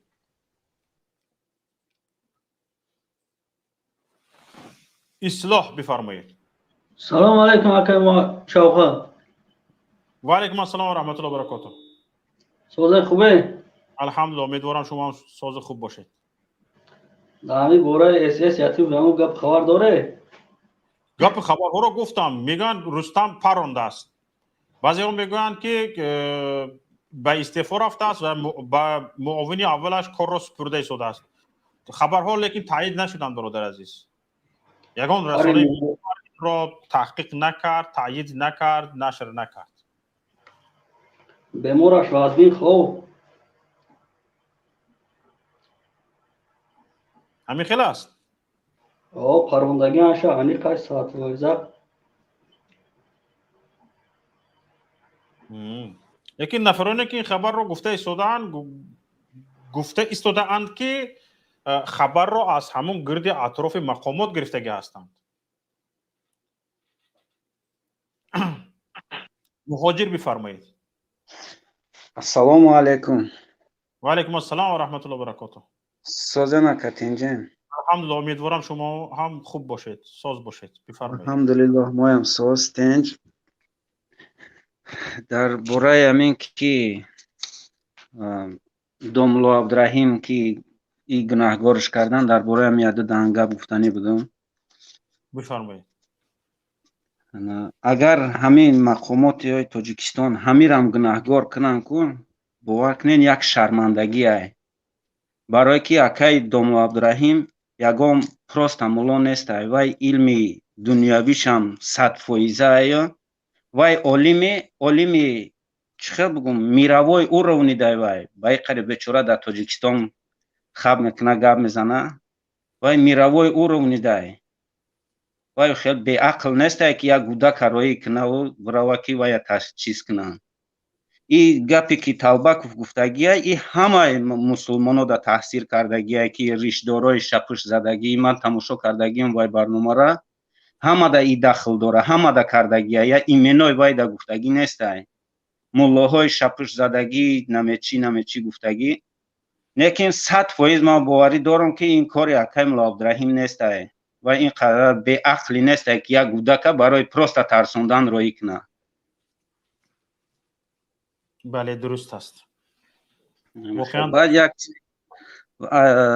از اول برنامه تا ندر آمدم یک کم ترش تماشا کردم و با ایجاد آمدم برای برادران بدخشان این یگام جای ما قطعی شما ما دبر شما این گپا عموما دما ممکن نیست گفتن ما هممون یکیم استادای ما همین دوشنبه کو اکثریت مکتباش اکثریت خواه از ورزش باشه کو همه استادای ما خلق بدخشان بودن خواه از مکتب میانه خواه از ورزش از همه طرف ما را استادامون بله ما یک حرف و نیم حرف یک گپ یاد گرفتیم خواه در مسکو هم باشن استادامون از بدخشان بودن خیلی نامشون نمیگیریم در کجایی که باشن ما همه علم همه چیز از مردم بدخشان چیز کردیم. من همین روز یک رفیق ما ناحیه ونج زنگ زدم پروست در تلفن به اینترنت 1 ساعت و 40 مینوت دوام کرد که من داخل شده بتونم پروست در تلفن زنگ زدن گفتم چی گپای میگن همین خیلی نمیشه پروست در تلفن زنگ زدن نمیشه بله 1 ساعت و 40 مینوت من فقط زدگیم ششتگی هر 2 مینوت بعد 3 مینوت بعد زنگ زدم که بعد داخل شوم یک احوال پرسی کردم که بیچاره احوالشون بعد خیلی توکل به خدا کن. زنده باشید. تشکر زیاد به شما. ایلوی دیگر ندارید؟ زنده باشید. نفری بعدی توجیک گپ زنید. اول سلام علیکم اکای شوقت آواز ما خوب میاد. ما چنین گفتنیم من خودم زوده بدخشان و اولا با تمام برادران تاجیکستانی مندوره بیان میکنم برای دستگیری برای که در این مشکلاتی که به سر مردم ما آمده است همه یک شدیم. بعد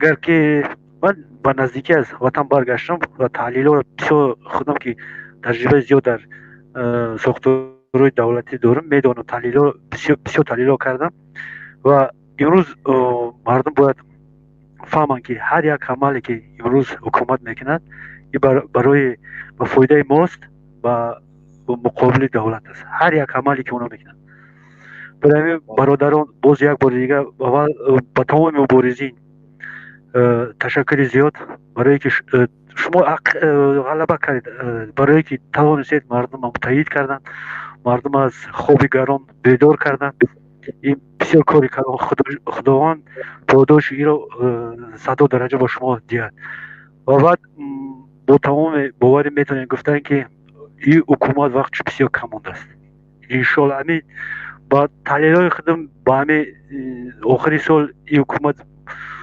ماندنش آیا برای اینکه هر کاری که کرد با مقابل خودش کار کرد و بازم همچون شهروان تاجیکستان با مردم تاجیک همیشه میگم با تاجیکستانی که متحد باشیم و انشالله پیروزی از ماست. تشکر زیاد. باز زنده باشید. این کس همین برادر به یک نقطه مهم اشاره کردند، گفتند که هر امروز عملیاتی که مقامات بر ضد مردم بدخشان پیاده میکند بر ضد مقامات است، بر فایده مردم بدخشان است. حالا یک مثالش چنانه که در اول برنامه گفته گذاشتم، یک مثالش همین که اینها توسط همون رئیس ریاست شعبه معارف ولایت مختار کوهستان بدخشان معلم ها را مجبور کرده برآوردن گپ زناندن، چی ها را مجبور کرده برآوردن گپ زناندن، لیکن مردم هم با اختیار خودش برآمد گفت که بس کنید این نیرنگ بازی هاتونه، دف شوید گفت مردم خودش که ما با این گفته ها راضی نیستیم. بیاید یک دو نمونه از همون گفته های مردم گوش میکنیم همینجا. و مسلمان ساکن شهر خورق ولایت مختار کوهستان بدخشان می باشند. عین اول نفقه خور هستند. عمر خود را برای خدمت خلق وطن صرف کردیم. وضعیتی که اوزر در ولایت مشاهده کرده است دارای به یگان قانونگذاری و موافقت نمی کند. در دوران شوروی ساکنان ولایت مختار کوهستان بدخشان در ساحه معارف از همه پیشقدم و پیشرفت بودند. عذر باشد از تلویزیون تمام مردم خورق و ناحیه‌های ولایت مختار کوهستان بدخشان روسیا و بدنام کرده امر و جنایتکار میگویند. مردم از دست سلابدستان ساختارهای قدرتی در خورق و غیر اطراف آن جابجا شده به کار رفتن نمیتوانند. کودکانشون با عروس به آنها نگاه می کند. مقصد آنها چی است؟ اولو آنکه از طرف کارمندان ساختارهای قدرتی آدمان کشته شدند که سبب اما این بدبختی همین بود. از هموطنانمون از ساکنان ونج و درواز احترامانه خواهش می نماییم که نسبت ساکنان شهر خورق تهمت نزنید، زیرا درباره آدمانی که شما گپ می زنید در اصل شمایان آنها را نمی شناسید.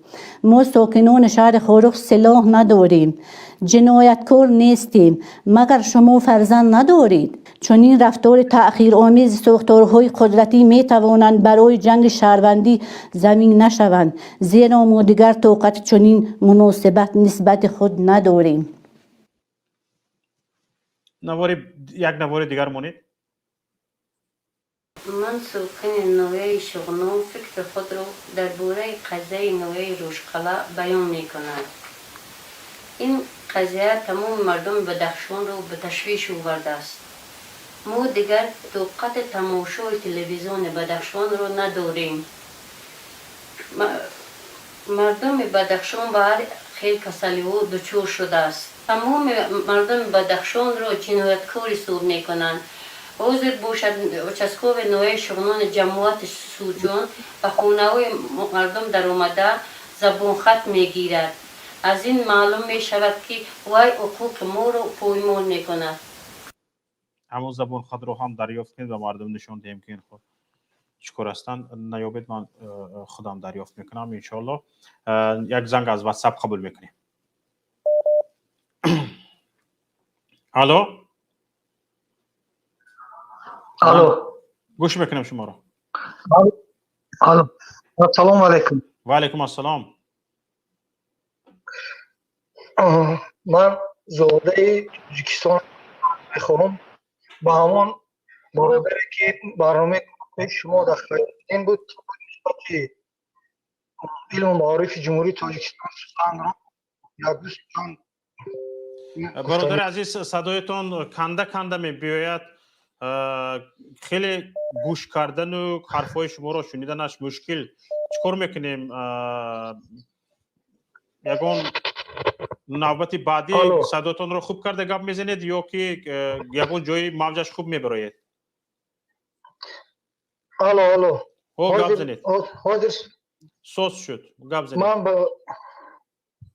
من برای برادر خیام‌الدین برنامه گذشته شما که بود درباره علم و معارف بسیار گپا زد. برای اول یک دو سخن گفتنی هستم. برادر خیام‌الدین قید کردند که نسبت علم و معارف در جمهوری تاجیکستان به نهایت همه آرام، تنج، همه مکتبات تامین از آموزگاران هست، ولی این حقیقت ندارد.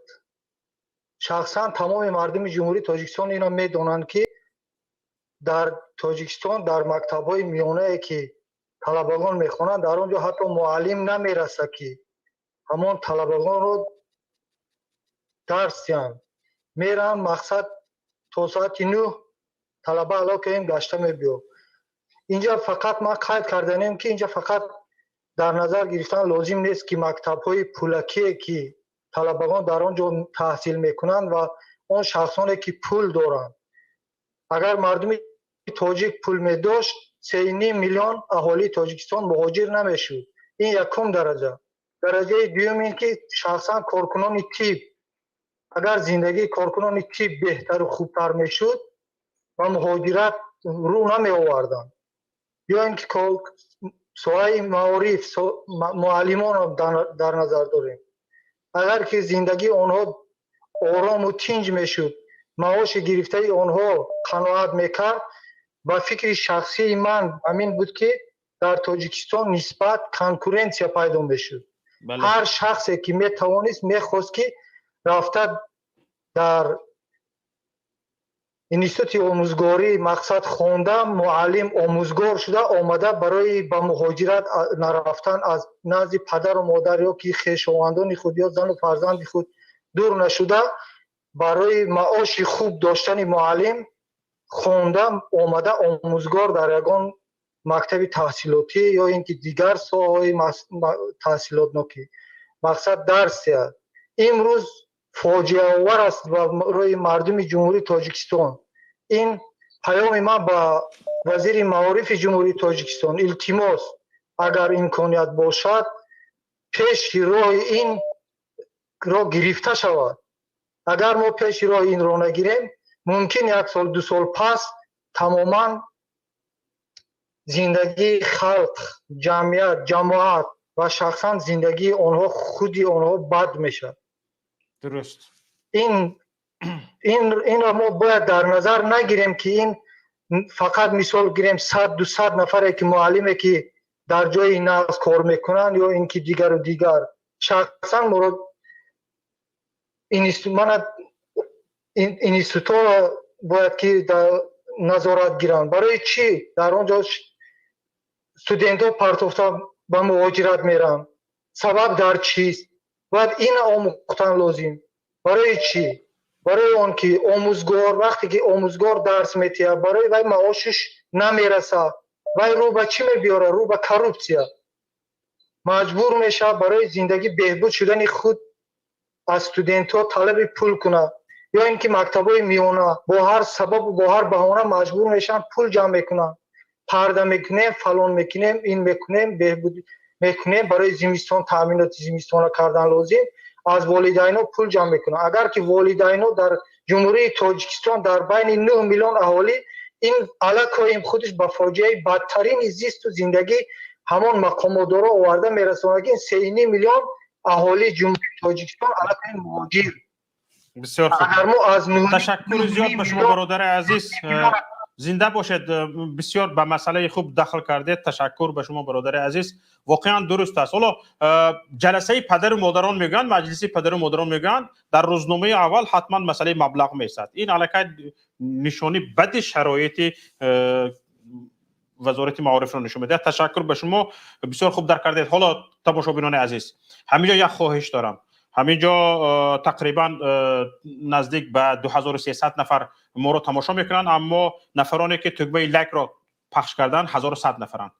خواهش میکنم همین 1100 نفر دیگری که هستید ملالتان نباشد، خواهش ما رو اجرا کنید. لایک است خواهش میکنم تکمه رو پخش کنید تا اینکه نفرانی که بیخبر هستند از برنامه ما با خبر شوند، این برنامه به تاب براید و دیگران نیز با خبر شوند، به بحث همراه شوند. خواهش میکنم تکمه لایک رو پخش کنید و کسانی که ابونه نشده اید به شبکه یوتیوبی پیام تیوی ابونه شوید. ما نیت داریم که هر چه زودتر به 100,000 نفر برسیم. کم مونده است. 100 نفر گپ ما رو، حرفای ما رو پذیرفتند و انشالله امیدواریم که نفران دیگر هم انشالله این خواهش ما رو میپذیرند و همین تگمه لایک رو پخش میکنند. نفر بعدی رو پیوست کنید. مهاجر بچه بفرمایید. السلام علیکم و رحمت الله. و علیکم السلام و رحمت الله و برکاته. شوکت جان راستی گپ کمتر همین گلیمون وشدگی، لیکن مجبور شدم برام کمتر. ما شنیده شدیم حرفایتون رو، همین گپتون رو جدا کرده فهمیده تانیم، همین قدرش بس است. الله شفات یاد به شما. جزاک الله خیرا. الحمدلله و الصلاة و السلام علی رسول الله. اما بعد البته این مبارزه‌ای که مثال کوشش میکنید این طرف و این طرف هم مشابه میکنیم و بعد در همین بسیار گوش میکنم. امروز مجبور شدم همون سرچه گفتم همین کره سعیدینی که منم یک بار گپ زنم. گپ زنید. من همین حاضر یک برادر گفتم میشه میوای آدمایه نه همون برآمده انا دوملو های عریشش برآمده این وای خیلی فهمیدتون دوملو سراجی دیدین هم مثال حتما گپ زدن. من همون برادر به گفتنی که جای بحث نیست این کارایو، من همین برادر از خگیم از علاوه دوزخ کم ترک پناه کنی و یاردم دادنی. الله سبحانه و تعالی یکی از نواقض‌های اسلام یعنی که آدم از اسلام بیرون میکند، کافر میکند، یکتاش همین مسخره کردن، تمسخر کردنی، مسخره دین با نه فقط دین، تمام مسلمان های این برادر ولی آدم وقتی که گودک متنی مادر به زنده وای نفس میکشد، طعام میخورد، از طرف خودتون میدانید ناف و دیگر اکنون این الله سبحانه و تعالی خودش میدونه. امروز تیپ همه دکازت کرده. اما وقتی که همون ردوم به تولد میشه وای میبیند که دنیا بوده است و از ردوم بیرون برود با زمین بیند وحشه همین بچه هم ولی همون درونی مادرش با بفکرم علمش نیست. و دوملو سیراجدی نه علمش کو برای تاجیکستان بسنده. ما شما باید دعا کنیم از برای الله حق گپ زده زندان بشته. این بچه ولی ناخونی وای با نمی ارزدی. دوملو سیراجدین گفت من حاجی میرزایا دیگه شه وای نمی کنم برای که حق معلوم کی گپ زده. کسی که حق نمیگوید آزاد، کسی که حق گپ میزند و یا زندان یا مهاجر شدگی و دیگر. التماس برادرایی که همجا برآمد میکنیتون شما دوملاهای اهل علم هیچ وقت خیلی گپ نزنیتون. روزی قیامت الله سبحانه و تعالی به جواب دادن این مشکل. خدا میگه قرآن باقی که قد کفرتم بعد ایمانکم، یعنی منظرت نپرسیدن برای شوخی کردن منافقا از جهاد آمدن به پیغمبر صلی الله علیه و آله مهاجرایی که از مکه هجرت کرده بودن مسخره کردن. اینا به هیچی و به وحی ما اومده اینا نیست میکنه. بعد رسول الله صلی الله علیه و آله به وقتی که همین گپ اومده رسید گفتن که ما شوخی کردیم. یا رسول الله خیلی شوخی کردیم. این شوخی ندارد دین با سبحان الله. بعد همین مبارزه باید گفتنیم اگر از علم معلومات نداریتون التماس و سلفی و وهابی و حنفی نگویتون. کلو همه اینما یعنی همه مؤمنا برادر. الله سبحانه و تعالی سوره حجرات بگفتگی انما المؤمنون اخوة فاصلحوا بین اخویکم. پس صلح کنید بین برادرها. چی اگر همین والله قسم اگر همین مبارزایم کسی که وای نباشد خواهی اهل همون تاجیکستان هم مثال پیشوای من میشنوم من گفتنی که همون کارگری دولت ها والله قسم کسی که از برای الله اگر مبارزه شد نیتش از برای خدا برای اطاعت خدا برای آبادی مسجد برای اسلام و مبارزه نبرد والله تالله بالله همه این حرکت هاشون باطل باطل باطل. تشکر به شما. هرچند یک آخران گپ میگم شبکت جون یک آخران انتظار هستند حتی میخوام آخران من دوستم به تمام میکنم شبکت جون همین داملا سراج دین یکی از امتحان و یک خدا دوست میدارد که امتحان کرد ابراهیم علیه السلام حبیب الله شد به امتحان جنت نمیدارد دادم ای برادرو این علاوه به پرتاب خود الله سبحانه و تعالی یا نارو انا بردن علی ابراهیم گفت یعنی که خنک شو برای ابراهیم انا همون در زندانم راحت میکنه داملا سراج دین انشالله اگر عقیدش صحیح باشد در جنت انشالله با میخوره انشالله. السلام علیکم و رحمت الله و برکاته. تشکر زیاد به شما. نفر بعدی از واتساپ بفرمایید. الو. السلام علیکم. و علیکم السلام و رحمت الله. خوب هستید برادر عزیز؟ سلامتتون است؟ شما هم امیدوارم خوب باشید. بفرمایید. آباد باشیم برادر جان.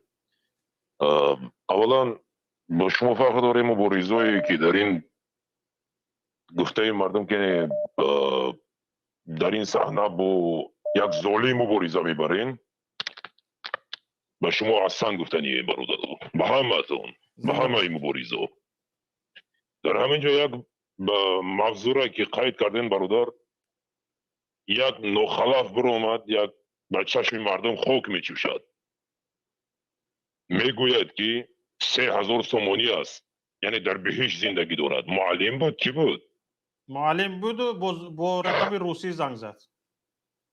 بله برادر همون خیلی همون معلم گفتنی هستم که رکتوری دانشگاهتون 1900 سومانی میگیرد و یک معلمی که سن سالش از 25 پایان است او چه 3000 سومان میگرد من در تعجبم برادر.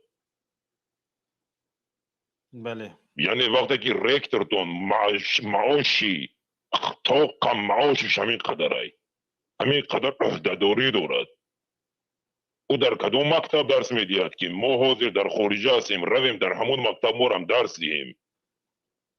درست. ای برادر جون من حاضر ما چی قدر علم ها را گرفتیم خودتون میبینین که ما از کدوم دولت زنگ میزنیم به مردم نگوینین چی را در اینجا ما را چی زور آمده میخواستن میرفتین در آنجا در خدمت وطن و مردم خود میبدن اکثریت انسانهای به علم خارج کردن.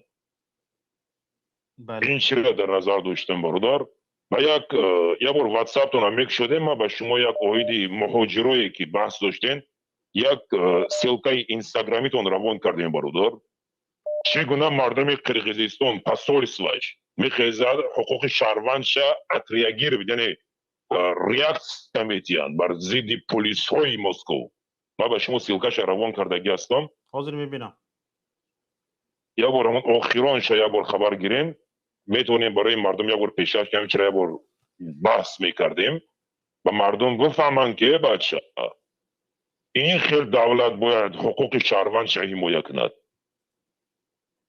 نه اینکه در اونجا چی کار میکنه اونها پاسول اسلام میگون کیم چیو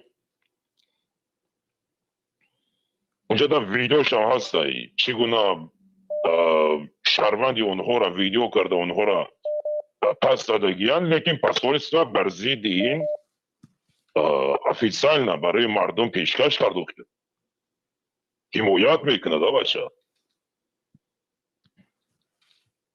یعنی ببراین حمایت کنن شهروندی خودشون اگر نه اونو دارن چی کار میکنن شخصی که صاحب دولت ای پاسپورت دارد شهادتنامه دارد اگر که او را حقوقش دولتش در خارج حمایه نکند او از مردمی اصطلاح چی میگیم از لوله ها چی فرق دارد یعنی همین را در نظر یعنی دارید لوله ها هم زندگی دارند همین посольство Кыргызстана отреагировало на видео из отделения полиции в Москве. بله برادر جان بله من اینجا من گذاشتم مرحمت گپ زنید در صفحه نوارش هم هستای بعد همون شما صفحه اینستاگرامی که حاضر من رو روان کردم آخران پست خبر گیرین آخران چه؟ خصوصا برای پستی آخران خبر گیرین همون صفحه اینستاگرامی که هست من همین پست آخرانش همین بوده است در پست آخرانش یک ویدیو هستای برای شهروندان قرقیزستان عدن یک کریدور هستای برای حجتشون دیگر ازبکستان و دیگر تاجیکستان دیگر دولت‌ها یک خیلی قطار شدگیان لیکن برای شهروند قرقیزستان یک алоҳида дарк шудагиянд. Для граждан стран ЕАЭС, в том числе граждан Кыргызстана, в многофункциональном миграционном центре Сахарова организован отдельный вход 2А. Да. Да? Барномаш, бале. Амон на забони кыргызӣ аст. Мо ра душман чӣ мекунанд? Яъне онҳо дигар ҳастанд ки барои бародарони тоҷик навор шабу бинен унҷа ҳама қатораи дигар шаҳрвандои Осиёи Миёна. غیر از قرقیزستان اونجا یک در очеред нестай ва бача очеред намондагӣ ай барои қирғизҳо ду арабине холӣ қарибӣ у тараф абине чӣ хел қаторан охираш номуайян ай айқалан ҳамин қадар кора намекунанд. یک مثال عادی است میتونه یا نوارش در سکرینتون اگر که بتونه مقصد پیشکش میکنه میشه مثال عادی از خودی وزارت چی میگوین شغل اهالی قرقیزستان این خود اینستاگرامی همو هست شغل اهالی قرقیزستان اینستاگرامی دولتی همین گونه مشکلی ها هست برادر. و بعدا یا چرا یا موضوع دیگر همینجا قید کردگی هستم مسئله برادرایی که در یعنی جنگ هایی که گفتن آش دادن گپ و چاپ گفتن برادر این جنگ هایی که در سرحد میشد قرقیزستان یک قسمی ولایت یک ناحیه لطلع گفتگی دارد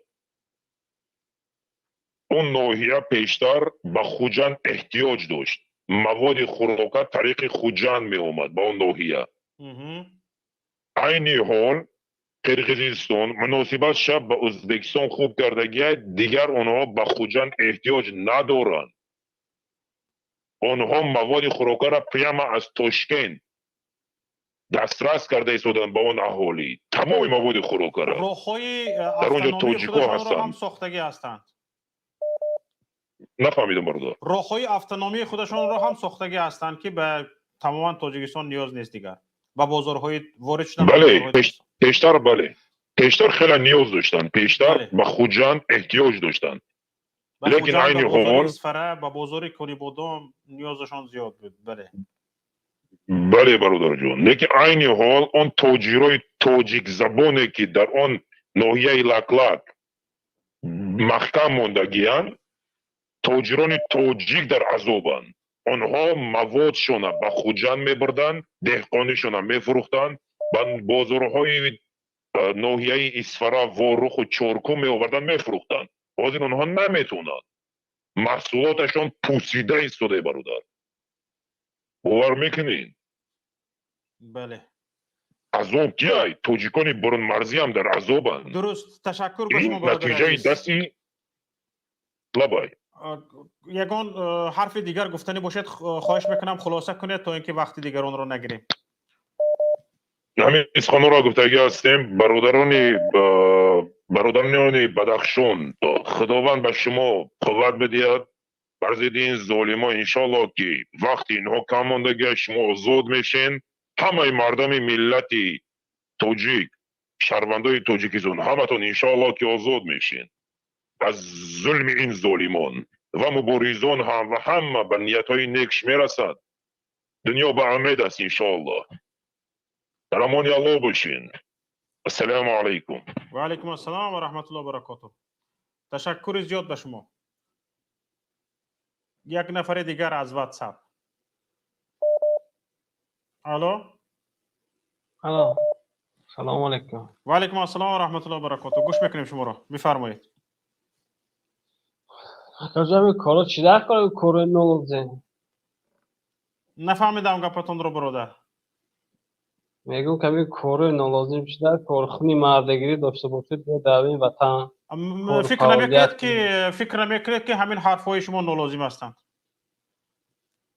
نه حرفای من نولازم چه که حرفای من هم حرفای شما نولازم بیه که عقیده کی مالش گپ زنید برادر. فکر پوچتون گوش کنید برادر. همینجا شما به شما اجازه میدیم از حدود 3 دقیقه گپ‌های لازم رو گپ زنید. گپ زنید درباره کدومش گپ زنم؟ فرق ندارد. ما امروز درباره بحث کرده ایستادیم درباره رویدادهای همین هفته گذشته از روز دوشنبه تا به روز یکشنبه. گپ زنید. گپ‌های لازمی رو گپ زنید. خودتون گپ زنید. کدومش گپ زنم؟ کدوم مسئله که شما میدونید که لازم است لازمی است گپ زنید. مسئله من میگم فقط در مسئله که شما که مثال همین آدما گمراه نکنید. برید همین پیش زندگی خود شودین. برادر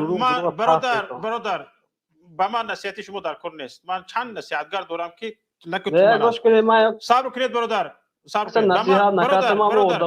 برادر صبر کنید. گوش کنید. برادر گوش کنید. به من نصیحت در کنید. درباره موضوع گپ زنید. من پدری نصیحتگرم بردگی فهمیدید می؟ درباره موضوع همین روزه بحث‌های رویدادهای هفته گپ زنید. خواهش میکنم. موضوع هفته شو با کار ندارم. من با یگان چیز کار نداشته باشید من پدر نصیحتگرم بردگی. خصوصا از شما برای نفرانی که مشغول هستید و از چی لازم گفته گپ سر میکنید من نصیحت قبول ندارم. چون که راهی انتخاب کردم رو درست میدونم. مبارزه بر ضد ظلم است درست است. ناعدالتی است درست است. بر ضد رژیمی که خونخوار است درست است. این چیز رو من لازم میدونم.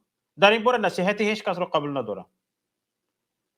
بر ضد رژیم مبارزه بردن، از ناعدالتی ها گفتن، مبارزه بر ضد ظلم استبداد، این رو من درست میدونم. در این باره نصیحت هیچ کس رو قبول نمیکنم. اگر پدرم از قبر زنده شده اومده همین کار رو نکن گوید هم گوش نمیکنم. چون که این گپ نادرست است. این طلباتش نادرست است. یعنی بر ضد ظلم مبارزه نبر، با ناعدالتی سرخم کن، با ظلم سرخم کن. این گپ رو از هیچ کس هم گوش نمیکنم. سلامت باشیدون. کسانی که در همین باره نصیحت کردن میخواهید خواهش میکنم وقتتون رو صرف نکنید. نفر دیگر از واتساپ.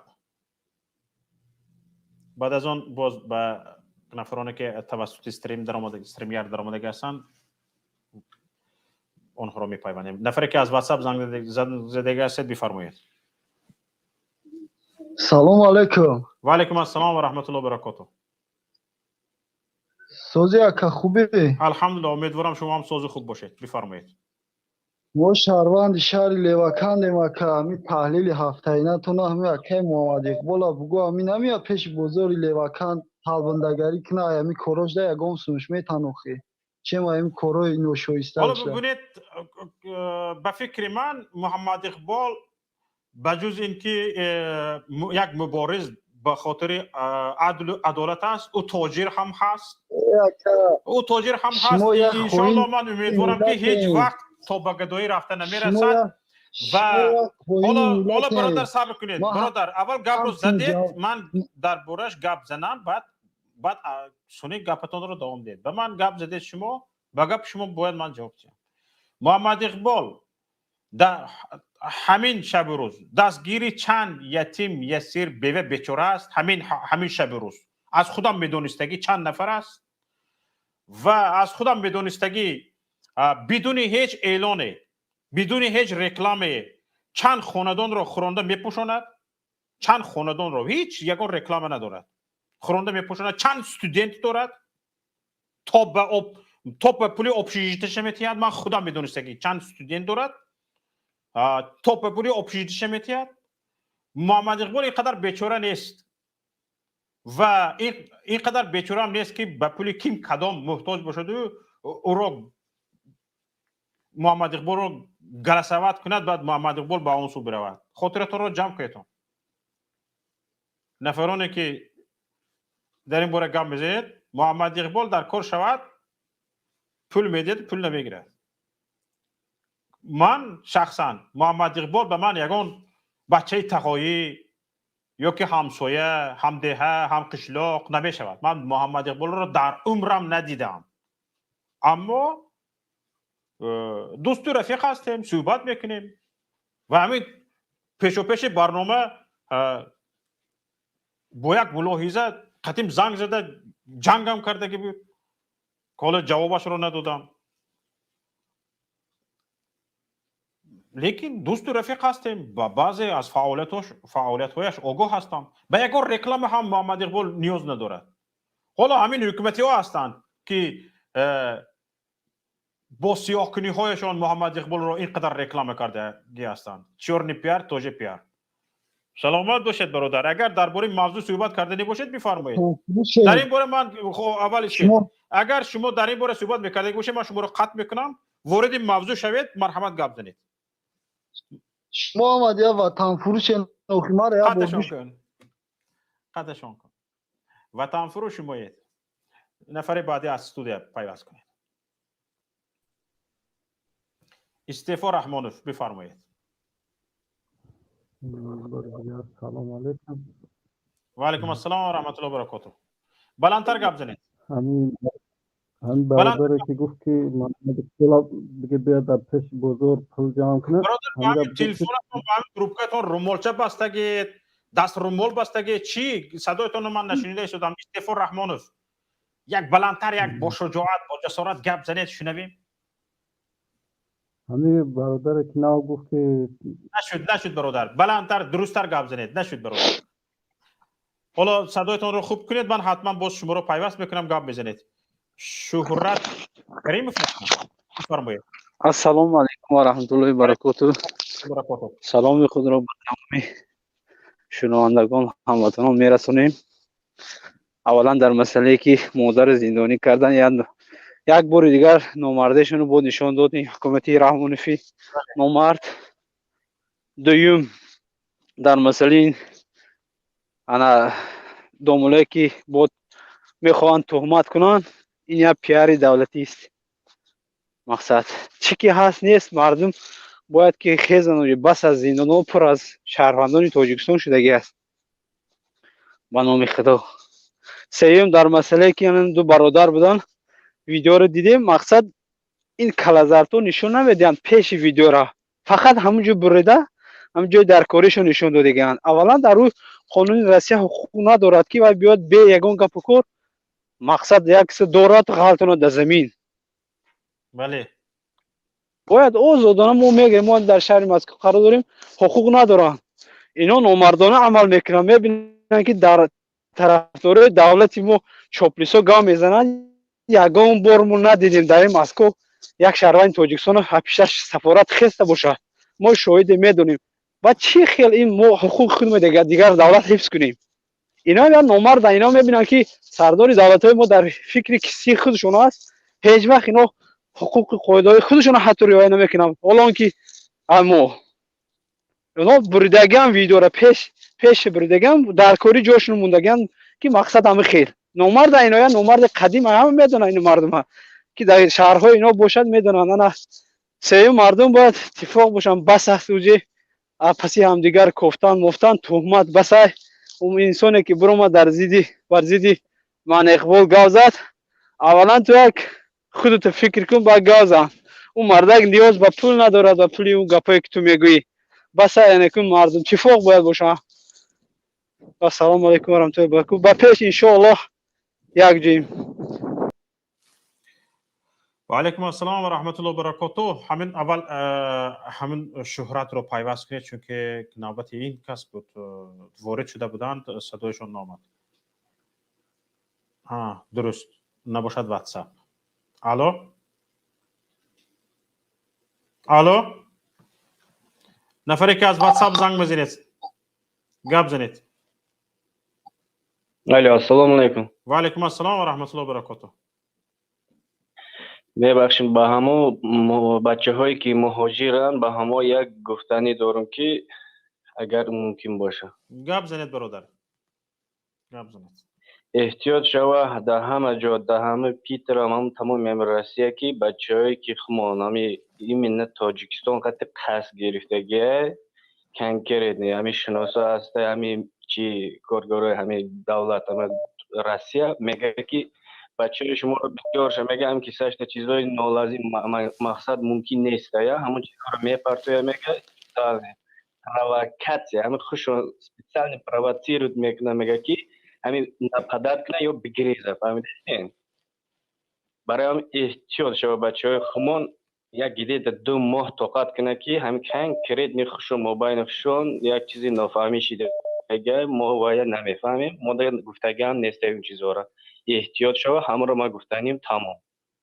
تشکر زیاد به شما برادر عزیز. حالا با یک بار دیگه از یکایک شما خواهش میکنم نفرانی که به کانال یوتیوبی پیام تیوی آبونه شدگی نیستید خواهش میکنم آبونه شوید و نفرانی که تا به حال تکمه لایک رو پخش نکردید یک بار جرأت کنید جسارت کنید تکمه لایک رو پخش کنید. پخشین تکمه لایک شما و ما یگانه فایده اش این است که همصحبتان ما زیاد میشوند نفرانی که ما را گوش میکنند ما را تماشا میکنند زیاد میشوند و این برنامه ما به توپ میبراید. کسانی که طرفدار این هستند که همه مبارزه ما دوام کنند و همین صحبت های ما دوام کند و این گونه صحبت های ما زیاد باشد خواهش میکنم تکمه لایک را پخش کنید. حالا یک زنگ از واتساپ قبول میکنیم. الو السلام علیکم آقای و علیکم صاحب جان. السلام و رحمت الله و برکاته. سلام به همه بینندگان و علیکم السلام و برادرها رحمت الله. همتون ناز باشین ساز باشین مبارزه را سخت گیرین انقلاب نزدیک های انشالله به همون خدا به مقصدمون میرسیم. انشاءالله. پناهتون به خدا. زنده باشید. حالا هم کامپیوتر ما رو پیوست کنید. این فتوای شیخ مخدوم ملا عبدالقادر الطلبکوف فتوا داده‌اند هر کس 1000 کتاب خواند من او را از نماز روزه رها میکنم. عبدالقادر طلبکوف 1000 کتاب خواندگیه از نماز روزه رها میکردند. اساس حدیث پیامبر. این حدیث چی بوده است؟ علم بالاتر است از عبادت.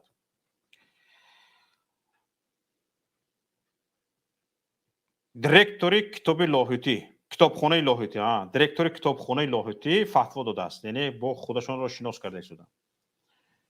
آقای عبدالقادر طلبکوف شرم هم چیزی نقص. همین تنها انا همین گپتان بس است که شما رو بیسواد گوییم. حالا شما چی به کتابخانه مردم رو دعوت کردن چی؟ وقتی که آدم یک نفری که مردم رو به کتابخانه دعوت بکند حتما باید حرفهایش گفته‌هایش احمقانه نباشد. اقلاً به کتاب خواندگی موافق باشد. اقلاً به کتاب خواندگی موافق باشد. اینجا شما یک حدیث پیامبر آورده ایستاده حدیث دیگر پیغمبر است. اول ما یحاسب به العبد یوم القیامت الصلاة. اولین چیزی که در روز قیامت از بنده پرسیده می شود نماز است. حالا چقدر نفران هستند که میگویند ما عمل خیر میکنیم عمل نیک میکنیم و هاکذای دیگر میکنیم اما نماز نمیخونیم. اما به این نفران 1000 کتاب خواندگی ها 2000 کتاب خواندگی ها پیامبر صلی الله علیه و سلم گفته ایستادن که اول ما یحاسب به العبد یوم القیامت الصلاه فان صلح سائر عمله و این فسد سائر عمله. اگر نمازش صالح باشد دیگر عملهایش صالح حساب داده می شود. اگر نمازش فساد باشد دیگر عملهایش فساد حساب داده می شود. میلیون کتاب خونده باشید نماز نخوندگی باشید عملهایت پوچ هستند. این کتابخوانی رو همه این علم دانش رو با همین نماز خوندن گرفته میبری. درست است. یرفع الله الذین آمنوا منکم والذین اوتوا العلم درجات. اگر خطا نخونده باشم درجه آنهایی رو که علم گرفتگی هستند خداوند بالا میبردارد. درست است. درجاتون رو بالا میبردارد. اما وقتی که از نماز شما دست کشیدید این علمی خوندگیتون به شما هیچی فایده ندارد. برادر عزیز شما رو معرفت پرور عنوان کردگی هستند. الها سزاوار همین باوری باشید. اما ببینید وقتی که شما رو یک دو سه نفر معرفت پرور میگوید غل میزنید یک احمقانه گپ میزنید. هر کمتر به انصاف بیایید. شما رو کی مونده از فحفاتی؟ چند روز شما با یک استاد علوم اسلامی نشسته درس خوندگی هستید. یک بار استادتون رو نامبر کنید بشناسید. سونی بینیم آخر که سزاوار فتوا هستید یا نیستید. شما مسخره کردید. مگر این گپتون مسخره نیست؟ با دلیل اساس حدیث پیامبر اساس بیاری قاعده ها داره در علم اسلامی. یک کمتر یک دو سه قدم شما کتابخانه دار دو سه قدم زانو به زانو یک استاد اسلامی نشینید یک دو سه قدم اون طرفتر روید آخر بعد مایلش یک کلمه نیم کلمه گپ زنید. اگر قرآن و سنت به راست بیاید گوش میکنیم. اسم ما یقول ولا تنظر من یقول گفته. الکش گفته است. بامز گفته است. کتایست گفته است. امریکانز گفته است. فرق ندارد. این خیلی قاعده هست. اسم ما یقول ولا تنظر من یقول. در ما همین خیلی مقوله است. بشنو که چی میگوید ننگر که کی میگوید. به شما نگاه نمیکنیم حتما گوش میکنیم که چی گفته ایستادید. اگر درست باشد قبول میکنیم. اما خواهش میکنم خیلی احمق گپ نزنید. بعد سونی شما رو حقارت کنند با خفه بشوید. حقارت باب گپ نزنید. خواهش میکنم حقارت باب گپ نزنید. من میدونم من باوری دارم که شما میتوانید درست همچون یک شخص معرفت پرور همچون یک شخص کتاب خونده گپ زده میتوانید. اما این کارهایتان قصدن است. غرض دارد. هیچی فایده ندارد. بر ضد خودتان بر علیه گفته هایتان نفرت مردم را بالا میکنید. تمام هیچی فایده ندارد. اگر شما میخواهید مردم به عقیده های شما باور داشته باشد احترام داشته باشد و این عقیده های شما در جامعه پیاده شود خواهش میکنم یک اصولی گپ زنیتان را به راه مانید. شاید تا حد همون فکری اندیشه های شما به جامعه در کار باشد. فکر میکنم اشاره‌ام را فهمیدید. شاید همین فکری اندیشه های شما تا به حد به جامعه لازم باشد در کار باشد. اما وقتی که شما این طرف گپ میزنید با استهزا با تحقیر با مسخره دین گپ میزنید نه خودتان به جامعه فایده آورده میتوانید نه این حرفایتان. به باورتان به اعتقادتان مردم تف میکند. شما زردوش را طرز شناسانده ایستادید که به مردم حتما یک کمی اگر محبت هم داشتگی باشد دیگر نفرتش بیشتر شود. بیاید مردمی که اقلا زردشت رو همچون پیامبر نمیشناسد، همچون خدا نمیشناسد و همچون یک شخص دین، یک نماینده دین نمیشناسد، اقلا همونی در یک میراث تاریخی اقلا شناسد، همچون یک میراث تاریخی بیاید حق بدهیم به مردم که احترام داشتگی باشد. همچون یک میراث تاریخی شما مردم را با همین اخلاقتان، با همین رفتارتان، با همین کردارتان مردم را از همین هم دور کرده ایستاده اید که اقلا مردم همچون یک میراث تاریخیش به میراث تاریخیش احترام داشتگی باشد.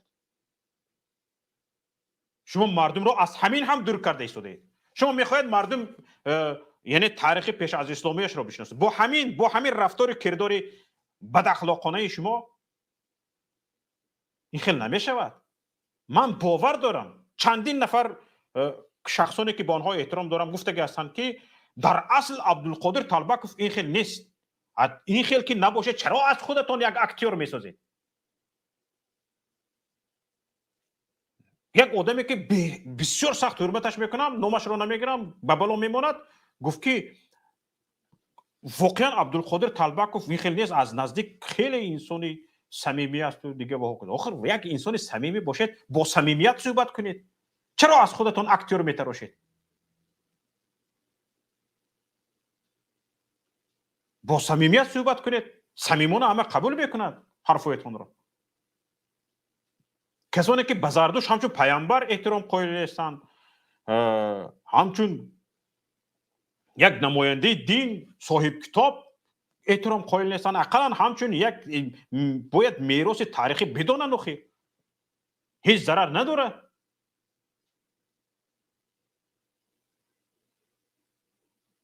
خواهش میکنم همچون زیایی همین طرز اصول گفتارتان را به یک براه مانید، یک آدم برین باشد. تازه دیدسد کرده پتفتید همه جا رو. سلامت باشید. نفری بعدی رو پایوست کنید. واتساپ پایوست کرده بودن نفرانی که توسط استریمیارد پایوست شده هستید، خواهش میکنم انتظار باشید. واتساپ. الو سلام علیکم. الو و علیکم السلام و رحمت الله. من میخواستم آقای شوکت درباره همین طالبکوف کمتر سخن گویم. مالش فقط مختصر هر یک انسانی که بفرمایید. هر یک انسانی که در خودش به چیز مناسب منصب دارد باید در همون منصب خودش گپ زند. امروز وای مثال در وزارت معارف کار میکند، باید در همون ساحت چی کند. امروز اومده درباره دین و درباره چی گپ زده ایستاده است، وای حق ندارد. مثال بگذار یک شهروند کامل حقوق عقیده و اندیشه های خودش را گوید. حالا این یک شخص زیایی همین نگاه کنید اینقدر این آدم خودش را پست میفرارد، من رحمم میباید به این آدم. نگاه کنید اگر همین آدم را مجبور نکنند اینقدر خودش را پست نمیگیرد. این جوابهایش به نفرانی که از خودش در سطح نهایت پست قرار دارند به همین ها است. این جوابهایش بعد مثلا به مردم باسواد، نفرانی که سواد دیده هستند و مکتب دیده هستند، دانشگاه های اسلامی خونده هستند، به آنها ربط ندارد این گپهایش. این گپهایش به همین فیک ها، بچه های کوچگی، چند نفر همین در فیسبوک با هم دیگر بس کرده میگردند، به همین ها است. نهایت خودش رو پس میفرارد این آدم. این علاقه در اسلام جای خودش رو علاقه معین کرد. این انسان قبر خودش رو کنده ایستاده است یا که اجل خودش رو کوفته ایستاده است. به تهدید گپ زنیم. به تهدید گپ زنیم لازم نیست. نه من تهدید نکردم. این در مخالف الله میگم، در مخالف الله این جنگ با الله این چی سر کردیم. و من در بعض برادران برآمده درباره همون ملاها گپ زدن، شما نمیمونید که همون سخنهای خداشون رو بگویند. چی بگی امروز همون ملاها خاموش بودن که امروز ما با همین احوال آمدیم. چی بگی همین رفتار همین ها را حاجی میرزا دیده ایستاده است، همون باختری دیده ایستاده است، همون قاضی القضات و چی و سید مکرم چی به آنها یک بار سخن نمیگویند. همون وقتی که حجاب را همون دیکتاتور وقتی که گفت که حجاب پوشان همشون گمراهن، آیا خواهری حاجی میرزا یا که همسرش یا که دخترش حجاب پوش نبود که با آنها تعلق ندارد که این گپ ها امروز اینا هر گپی که برآمده وزارتش و دیگرش هم برو درباره اسلام گپ زند و یا خاموشند. پس کی گپ زنش درباره در مخالف اینها باز کی گپ زنش در باید و یا این درباره این گپ زنشان در که چی به این تو گپ میزنی از کجا گرفتی حدیث رو میشو؟ بله درست است. من به این گپتان جانبدار هستم برادر عزیز، واقعا درست فرمودید، واقعا درست میگید. اما برادر عزیز بیایید اعتدال رو رعایت کنیم. نه اکا شوکا بیایید همینجا بعضی چیزها هست که واقعا از ما هم بسیار سخت میگذرد برادر عزیز. نگاه کنید، حالا همونها رو گناهکار کرده ایستادیم، درست، حالا همونها به نهایت باز من اگر درشتر کرده گپ زنن گروه بشود هم اینها رو مثل یک رفاله استفاده کرده ایستادند و همین که رسالت همچون رفاله استفاده کردنشون به آخر رسید جایشون رو تعیین میکنن میروند. اما ما مردم امروز به یک طرز باید رفتار کنیم، صحبت کنیم که یعنی جانبداری خرسندی از مصیبت دیگران نباشه. همین رو بگذار برده قوه میکرد، همین رو برده مقام میکرد. من به این طرفدار نیستم. من جانبدار این نیستم که یک نفر آخرین نفری هم ملت من در زندان باشد. حتی به جنایتکار من زندان رو روا نمیبینم.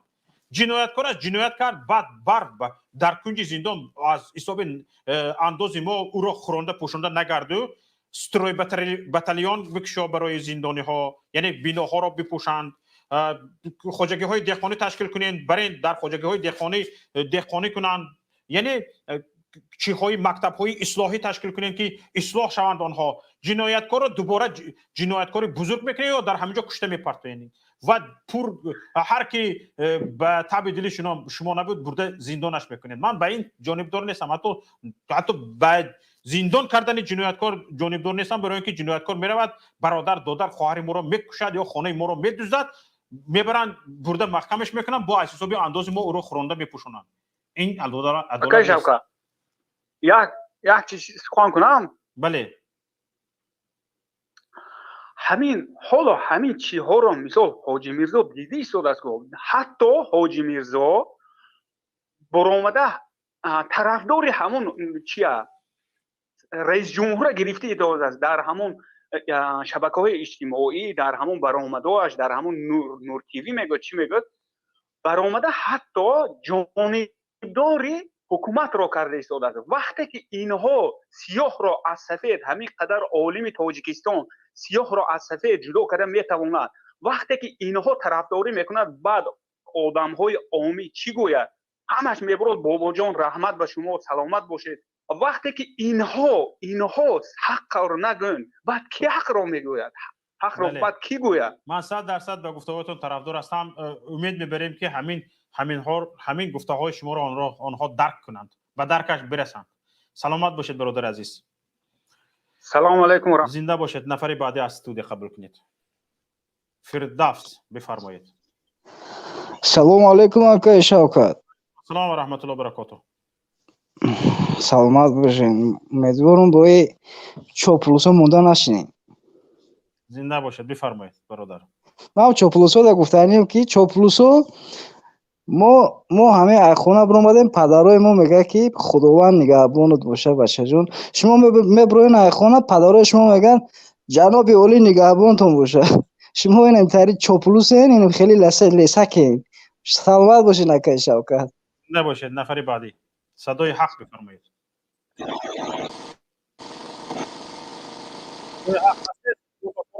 السلام علیکم. و علیکم السلام و رحمت الله و برکاته. السلام علیکم آقای شوکت جان، سازن خوبین؟ سلامتیتون سازه؟ رحمت الله، امیدوارم شما هم خوب و صحت و سلامت باشید. بفرمایید. ما هم یک چیز گفتنی هستیم که خدا خواسته باشه اولش هر یک چیز در دست خداونده. فکر میکنیم که بالای هر مصیبت خداوند سبکی را میاره و امیدم همی هسته که خداوند عصر زرین در تقدیر ما تاجیکو روانه بکنه و دارم که ما به عصر زرین رسیدن ما باید هممون کوشش بکنیم. برای با کوشش یک انسان هیچ چیز نمیشوه. یک انسان میتونه هر کاری بکنه به مقصد خودش رسیدن نمیتونه. برای هم فکر میکنیم که اگر ما همه کسا مقصد حرکت بکنیم یک عصر دمی رسیم که و عصر نومش عصر زرین در تاریخ ما تاجیکا میشه. به هر مراد مقصدی که همچون یک ملت باید یک ملت برسه ما میرسیم. ما به این چیز باوری دارم، امیدم دارم که به هر چیزی را که انسان بخواه و یگان جای چیزش نیسته بگم نیکی پریگراد مقصد پمیشت نمیکنه انسان که با مقصد مدمون با کلی برسیم.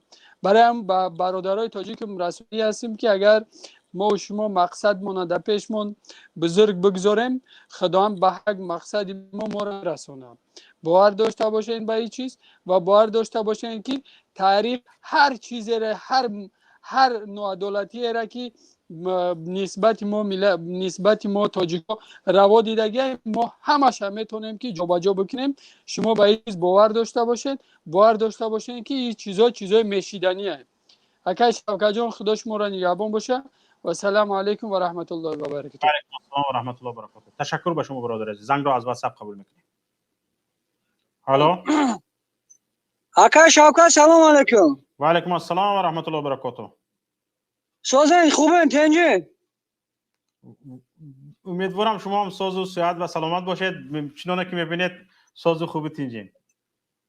رحمت اکا شما میگن که ما هیچ کسا تحقیر نمیکنیم، با عزت نفس یگان شخصیت نمیرسیم در برنامه. کوشش کنیم باید نرسیم.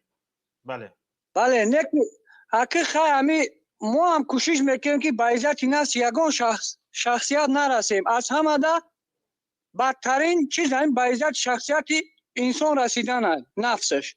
همین خیلی هست؟ بسیار خوب بفرمایید. نه که یک خیلی شخصیت های میبروین نسبت حکومت جمهوری، نسبت دولت، نسبت پیشوای ملت تحقیر میکنن، چاپلوس میگن. همین را شما چه خیلی قبول میکنید؟ اینا همچون یک شهروند. برادر عزیز اینجا یگان کس نسبت حکومت کی است؟ حکومت نمی جمهوری تاجیکستان. اینا یک نفر دولت کی است؟ همینجا برادر عزیز دولت مردم. بله دولت یگان کس بر ضد خودش گپ نزده است. اینجا هیچ وقت امام علی رحمان نه حکومت است، امام علی رحمان نه دولت است، امام علی رحمان نه وطن است. امام علی رحمان پگه بس فرد بعد از 5 سال بعد از 10 سال میرود، وطن میماند، حکومت میماند، ملت میماند. برای همین وقتی که از امام علی رحمان تنقید کردن شما نگوید از وطن تنقید کرده شدی.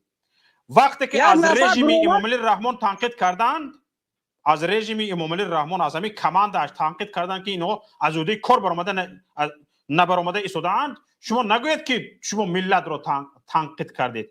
اینها سزاوار برادر عزیز. چاپلوس شما گوش کنین برادر عزیز. حالا یک دقیقه برادر عزیز. حالا یک دقیقه صبر کنید. برادر عزیز یک دقیقه صبر کنید. بله خوش یک دقیقه صبر کنید برادر عزیز. من شخصا خودم با همین حرفا یک کس رو نام گرفته گپ زدن رو خودم بد میبینم. اما برادر عزیز من ترازوی سخن کسی دیگر نیستم. کوشش میکنم هر یک نفری که تأخیر کرده ایستاده است خواهش کنم که بی تأخیر گپ زن، خواهش کنم بگویم که تأخیر نکن، تهدید نکن اگر اهمیت داده باشید. من اهمیت دادم سخنان شما. اما برادر عزیز همین تأخیر شما یک بار حالا درباره چاپلوس گفتن ها درباره شما چاپلوس گفته شدید به همین جانب حکومت یک بار همین نصیحتتون رو کردید که بگوید اوه آدم نکش گفتگی هستید تأخیر جنایتی تأخیر بالا میرسد یا آدم کشی یک بار شما بگوید که من در فلان تلویزیون در فلان رادیو برآمد کردم یا در فلان شبکه برآمد کردم گفتم به حکومت که هی آدم نکشید بیگناه زندان نکنید هی حق مردم رو نخورید زمین مردم رو نفروشید گفته زمین فروشی جنایتش بالا است خیانت به مالکیت مردم خیانتش بالا است یا چاپلوس گفتن کی را به گناه سود کردن کی را کدام زمین فروختن برادر عزیز همین برادر عزیز ما حق داریم بگوییم که حالا کی را به گناه زندان کردن ما حق داریم بگوییم که کسانی رو که پشتی درهای بسته بدون اشتراک ادوکات بدون اشتراک جامعه شهروندی بدون اشتراک روزنامه‌نگاران سود کردن گاف سود شده است او را بیگناه زندان کردن چون که نخواستند جنایتش را ثابت کنند نتوانستند جنایتش را ثابت کنند پشت درهای بسته آنها را کنج زندان بردن از این میبراید که آنها در ثابت کردن جنایت آنها عاجز بودند ضعیف بودند شفقت اکو شما عصبی نشه کی رو به گناه سود کردن کی رو تهمت کردن سود کردن در همین حکومت جمهوری سید عمر حسینی محمد علی حیید حکمت الله سیف الله زاده عبدالقهار دولت قیام الدین عوض محمد علی حیید همه همین ها بزرگمهر یاروف زید سیدوف همه همین ها بیگناه در پشت پنجره زندان هستند چرا یک دلیل بس است برای آن که یک دلیل بس است یک دلیل شما سوال دادید من جواب دادم شما سوال دادید نه من گوش نمیکنم تو جواب ندید من گوش نمیکنم تو جواب ندید صداشون رو پس کن شما سوال دادید من باید جواب بدم بعد گپ میزنید همین ها یک دلیل بس است سودی آنها پشت درهای بسته گذاشتگی است و سودی آنها یگان ادوکات خویشاوندان جامعه شهروندی وسایط اخباری عامه سازمان های دفاعی حقوق بشر راه داده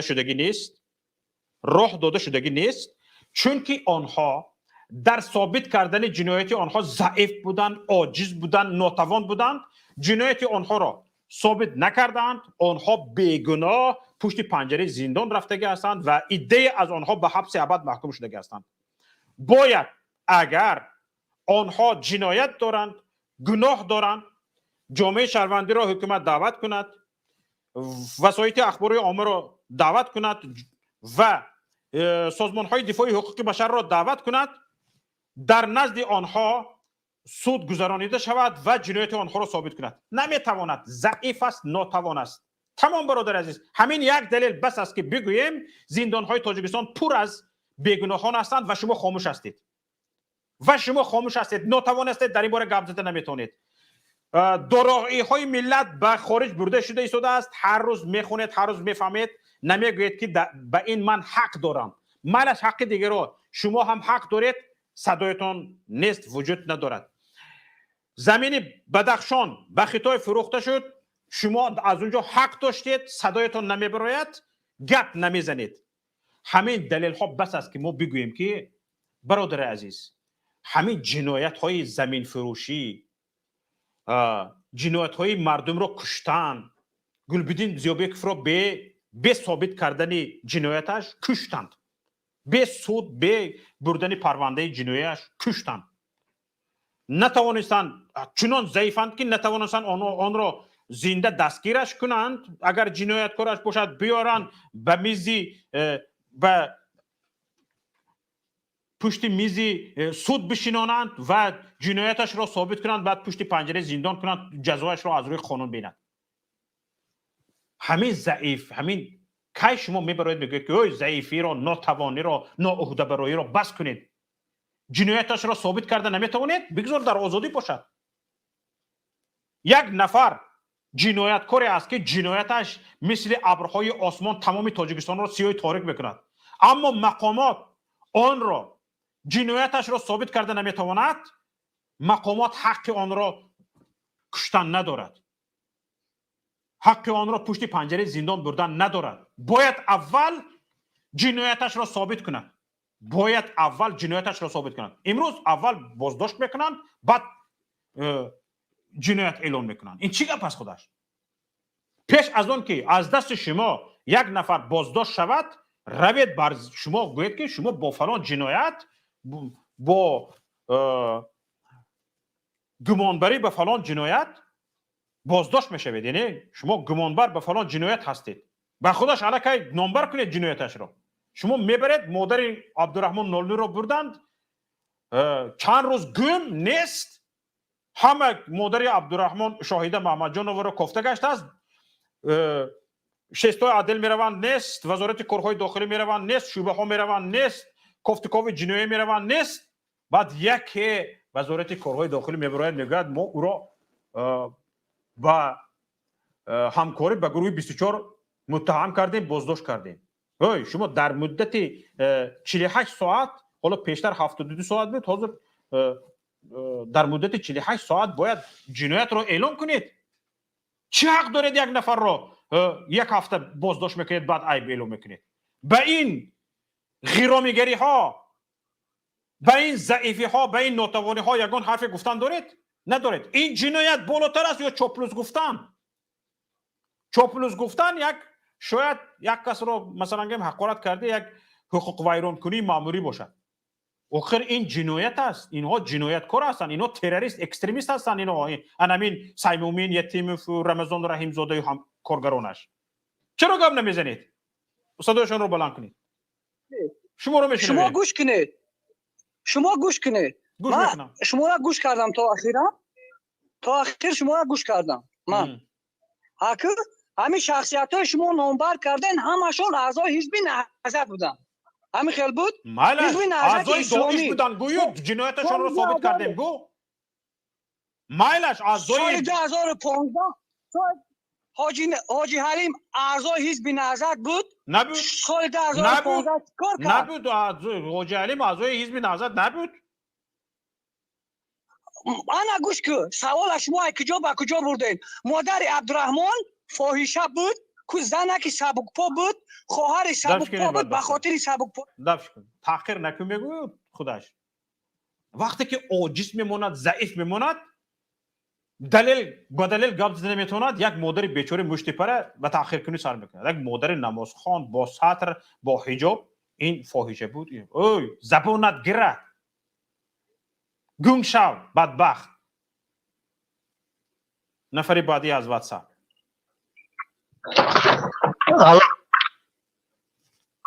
سلام علیکم. و علیکم السلام و رحمت الله و برکاته. باردار شوکت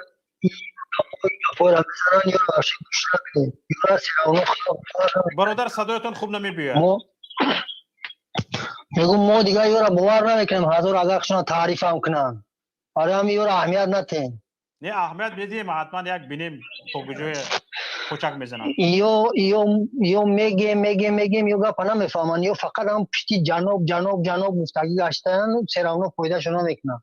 دیگه ما یورا باور نمیکنیم. ما چیست باید خلق خمون همه کسا بخیزیم، جنوب شام دفع کنیم، سیمومی شام دفع کنیم، همه دفع کردن نکنیم. دیگه در کار نیستن در اینجا.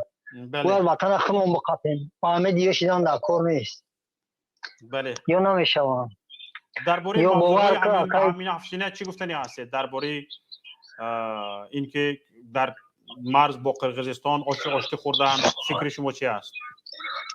ما امروز همون آشتی تماشا کردم. نه که ما همین حکومت خودمونه باور نمیکنم. وجود چی پلن کشیدگی هم تو پروستاگ آشتی نیست که شوکت.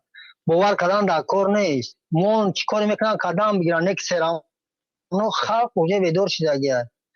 او خلق وجه تمام دیگه هیچ که باورش نمیکنه. کنم باید ما 10 نفر ما هیچ کمون باور نمیکنیم. 10 نفر ما باورش نمیکنیم. برنگ ما ولی پر همجا مهاجری در مسکو برای همون ما امروز تماشا کردیم هم باشین آشتی را ممکن ای طرف قرغیزستان ممکن چی باشه نه که این ای طرف تاجیکستان هم باور نمیکنیم توی حکومت تاجیکستان همین پرزیدنت مصر که تو میری شهرون همش باوری برآمدگی ان خلق باید یک گپ شیدن دکو من همین قمگم که چی با بچه فرخور یگان چیکار نمیزنن چی با بچه علاودین گپ نمیزنن چی با بچه تخو گپ نمیزنن باید بخزن و فامیل رو یاردم کنن بچه کامونا چی با نمیخزن فامیل رو یاردم نمیکنن بچه کلیمکس هم قودن کشتن ای بچه کلیمکس ای بچه تخو هم وقت جنگ ده اما گپ یومر رامون گفتن رفتن از مودرشون آوردن چی با اون نمیخزن از گپ زنن بچه‌هاشون کلون شدگیان باید بخزن دیگه نمیشه یا دروغ گفته نکنه با نابودمون میکنن این فقط خلق نابود کرده استان نمیشه باور کردن نکار نیست ما وقتی باور میکنیم که اون مردک بگه که ما وظیفه را سپردیم کمی ژلانکا است بیا پجاست نه بروی جدا آدمی حکومت شوا این باوری دانست دیگه باوری برآمدگیه یگان توش کدام حکومت نمیشه برای هم جور خالی کنن بگو خلق پامیر غم نتن باشه فرخور لیش نیت شما من قطعی پامیریویم خلق پامیر ده خلق خوب نیست خلق پامیر ده برای هم نمیشه باور نیست که پامیری بخزه اکستریمی شوه تروریست شوه اونا شوه برای یگون پامیر ما نشنویدم که همتری آدم باشه ولی امور هموجه سر کردن برای هم بچه فرخور بخزه التیموس اتای شما را این همین حالتی ها کشتگیم این همین یتیم کشتگیم شرال خیراب کشتگیم عمر رحمان کشتگیم اتای شما را کشتگیم ایا کلخوزی کلمه اکس 40 نفر 50 نفر مرده آوردگیم دهانشون دختگی و بردگی این کار نمیو کدگیم دیگه هم کس کردی نیست بور غرمی دختر بدن برای همون بخزه خلق فرخور ای پشتی پامیری گفته کلوبی گفته چی نکنن برون پامیری را زشت کنن پامیریان میگه توجیکان اما پرزیدنت نگاه که قیس همون لکیمو فرنگی کنگی مغل ایونا شو برا خواهش میکنم به تاخیر با توجیک منادی نداره نفری باید رو پیوست کنید یک نفر از استودیو پیوست مالی اکا جون سلامت باشید فلان چیپ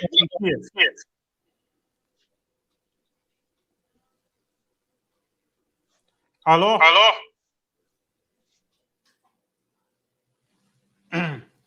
از واتساپ زنگ دیگر رو قبول میکنیم فلان چیپ اسم چیپ خواهش میکنم شما یک کمتر واسطه پیوست خودتان رو درست کنید بعد شما رو پیوست میکنیم الو سلام علیکم و علیکم السلام و رحمت الله و برکاته ما شما رو غیبت کردیم مایرامبی شریف زاده شناختم ما شما رو در رفت برنامه غیبت کردیم بفرمایید برای هوایم بسیار خرسند هستم تشکر زیاد میگویم با این خواهری که با اسم دیانا میبراید و میگوید که مایرامبی فلان اسمدان ای خواهر عزیز در کجا که باشی خدا سلامت باشی خدا نگهبانت باشد бин, если ты такая грамотная, Диана, ты должна была вопрос поставить так. Обращаюсь к министру внутренних дел Российской Федерации Колокольцеву, чтобы он полностью показал вот это видео с милиционерами в метро Тульской города Москвы. С самого начала. Как милиционеры подошли к этим двоим гражданам Таджикистана. Как они представились. Какие требовали документы? Почему это произошло? А показали кусок, когда уже свершился факт избиения и этого парня, и милиционера. Поэтому огромное спасибо этой Диане за ее черный пиар. Спасибо ей большое. Черный пиар тоже хороший пиар. Вот. Значит, мне очень жаль, что отец этих парней, бедный, очень был подавлен и просил всех, чтобы помочь. Вот его слова я перевожу, что мои сыновья не пьющие, мои сыновья воспитаны в духе ислама. А как вы все знаете, вопрос религии ислама самая миролюбивая, самая правдивая и самое правильное. Пример этому полностью поведение при жизни пророка Мухаммада Мустафа саллаллаху алейхи вассалям. Есть еще у вас какие-нибудь вопросы? И тоже то, что один таджик ранил 2 милиционеров в городе Москве, Южное Бутово. Вот эти все эти видео надо ставить с самого начала. Как вы думаете, какие будут последствия вот на этих поступках? Во-первых, смотрите, последствия это очень негативные, нехорошие. Очень жаль, что эти ребята нелегально находились в Москве. Очень жаль их. И, значит, то, что произошло, вот это, значит, избиение этого милиционера или боевой прием пистолета или что-то, да, и то уже, смотрите, это отражается на многих наших соотечественников из Таджикистана. Почему? Потому что все таджикистанцы будут страдать. Всех их будут проверять по месту жительства, по месту работы. И так видите, почему в Сахарово, допустим, отдельный вход для граждан Киргизии? Только потому, что Киргизия находится в составе Евроазиатского экономического союза. Вот поэтому дано им право входить без очереди. А Узбекистан и Таджикистан не являются. Вот, пожалуйста, вам. Да, и самое интересное, что таджики, я не хочу много говорить, я очень много говорила.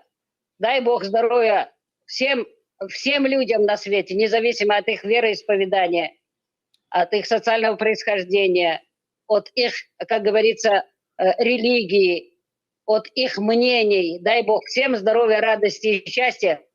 Мы должны сейчас все молиться за 2 вещи. Первое. Дай Бог, чтобы весь мир попрощался с этим проклятым ковидом, дельтой, омикроном и другим, чтобы оставили всех людей на свете, как говорится, в состоянии покоя.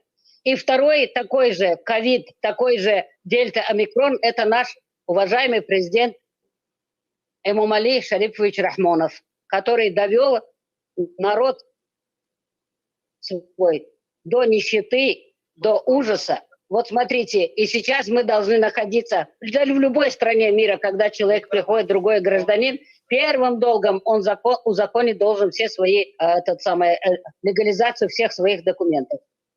Поэтому чем травить таджика на таджика, лучше бачойки дархами Россия хасте. Аму бачакой кинау мебиоян. Хаваяко да пул карсте йордам шонкреке хаваяко. Аму документошна хамашуна легализовать кнан.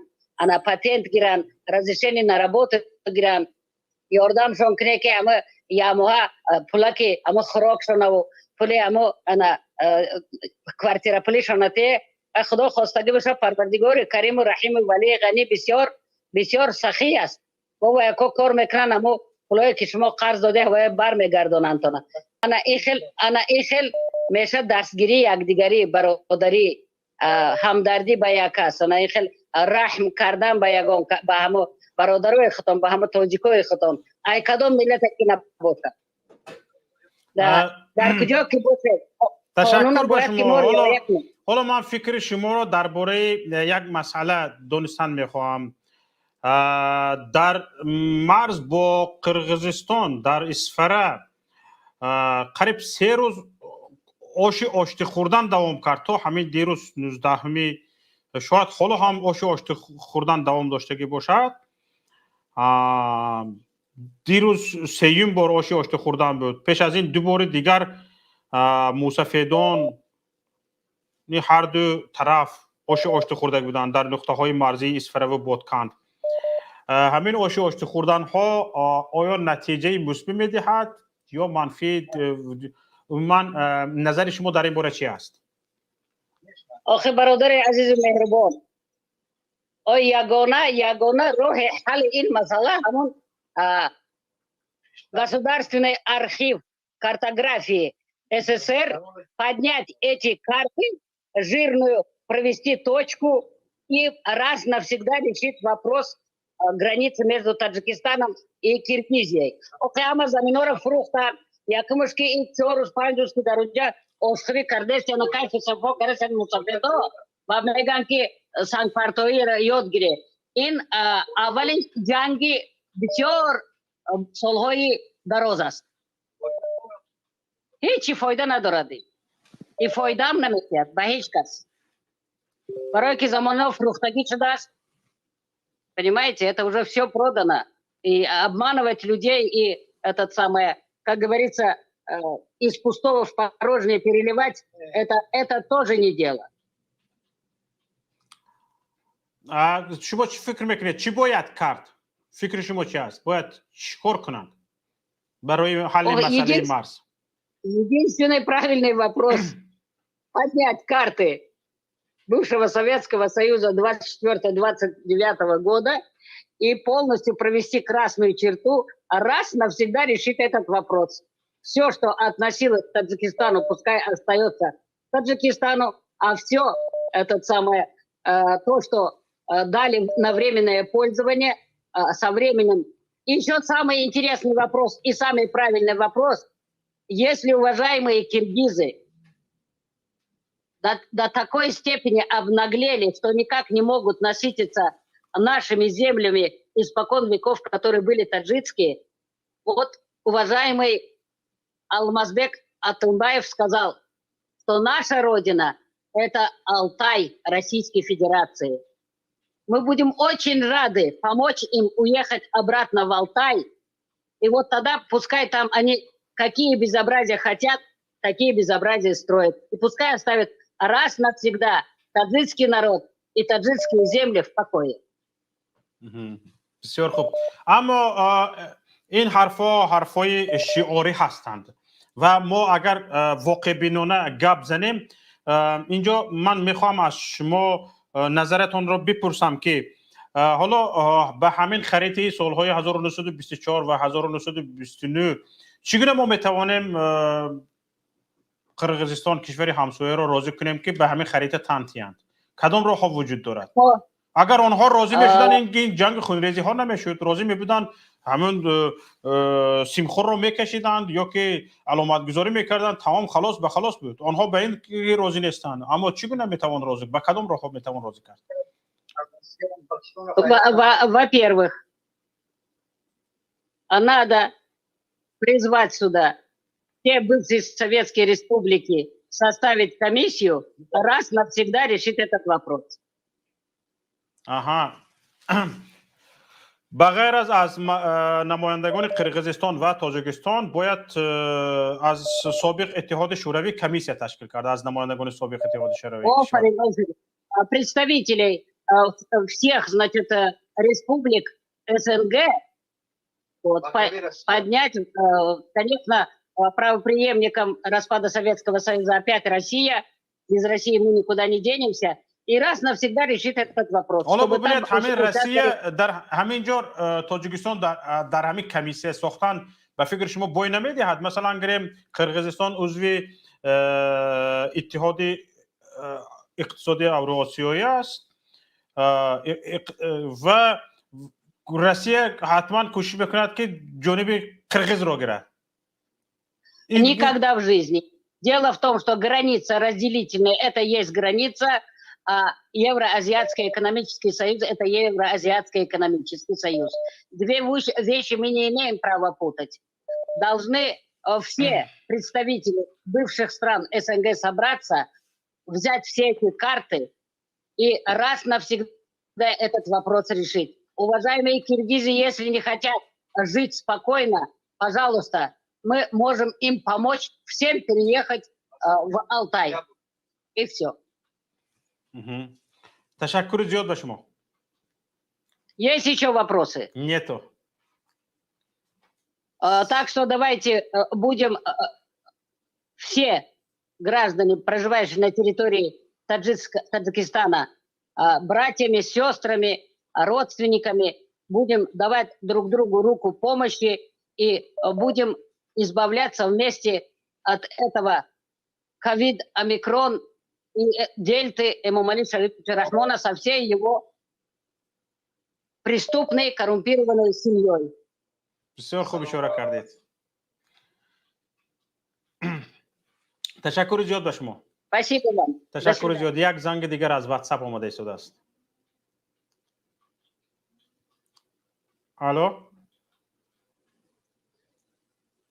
الو بفرمایید. نفری که از واتساپ زنگ زدید بفرمایید.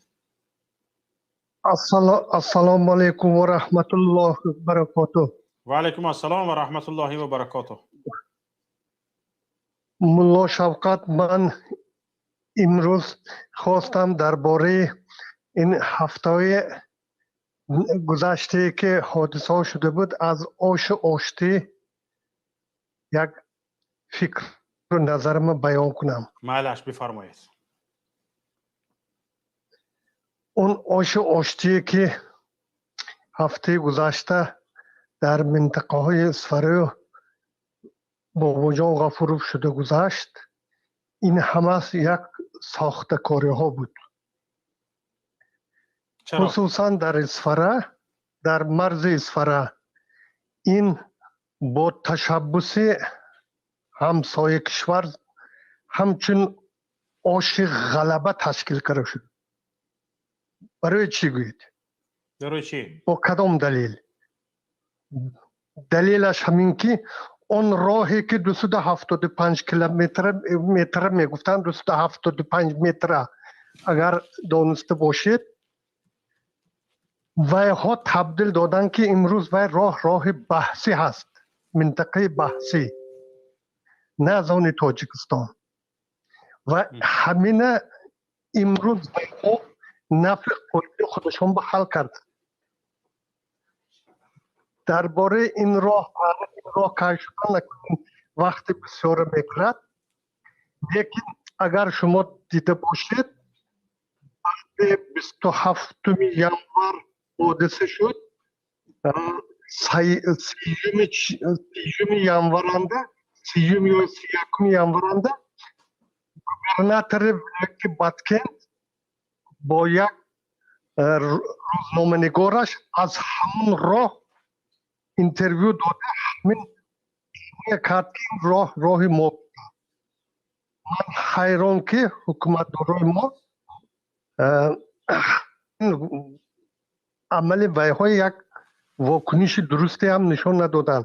فقط یک مرتبه رئیس ولایت در صفحه فیسبوکی واکنش نشان داده این راه تاجیکستان گفتو، و سابق رئیس شهر افسر صبری.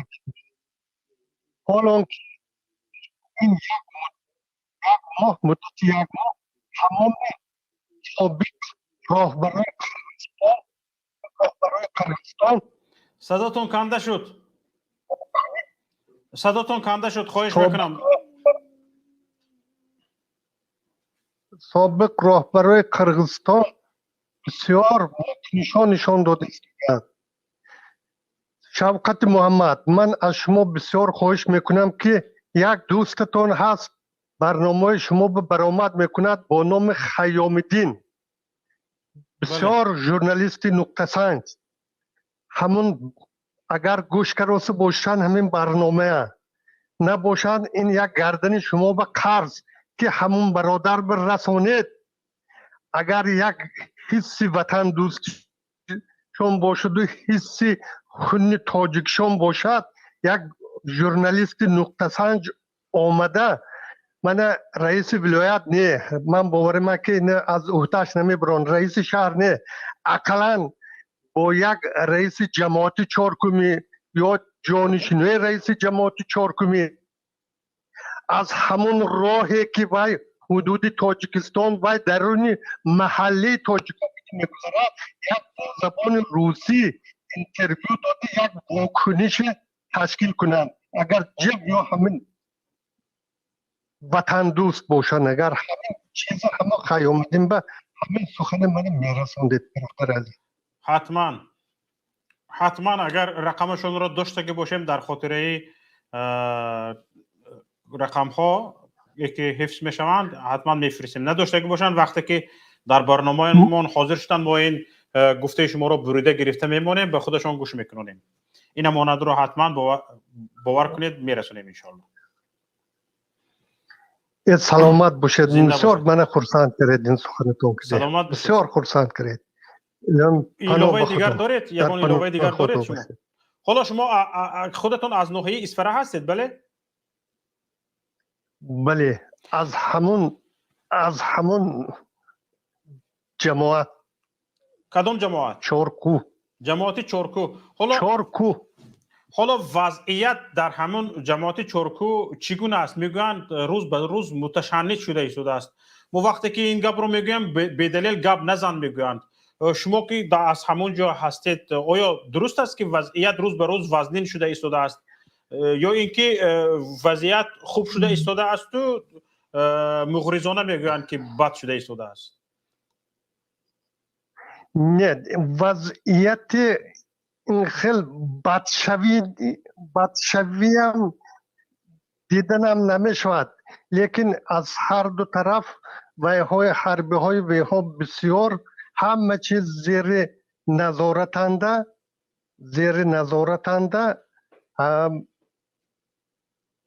من نمی گفتم که وضعیت بد شده است، لیکن همسایه کشورها ویها بسیار طب خوش دارند که امروز من باورم که اگر همه خیلی بروید همه راه هم از آن خودشون میکنه. اگر وی راه دانید وی راه این یک ناحیه لیلک قرغستان یک جماعت سمرقندک ناحیه بادکن همون راه که گذشته میرود این همه تا سال 1987 اونجا راه نبود و زمین های خواجگی یعنی سرخوز اتفاق جماعت چارکو بود. وقتی که حاضر محلی سامانیان میگن که مایسکی محلی سامانیان بله چون راه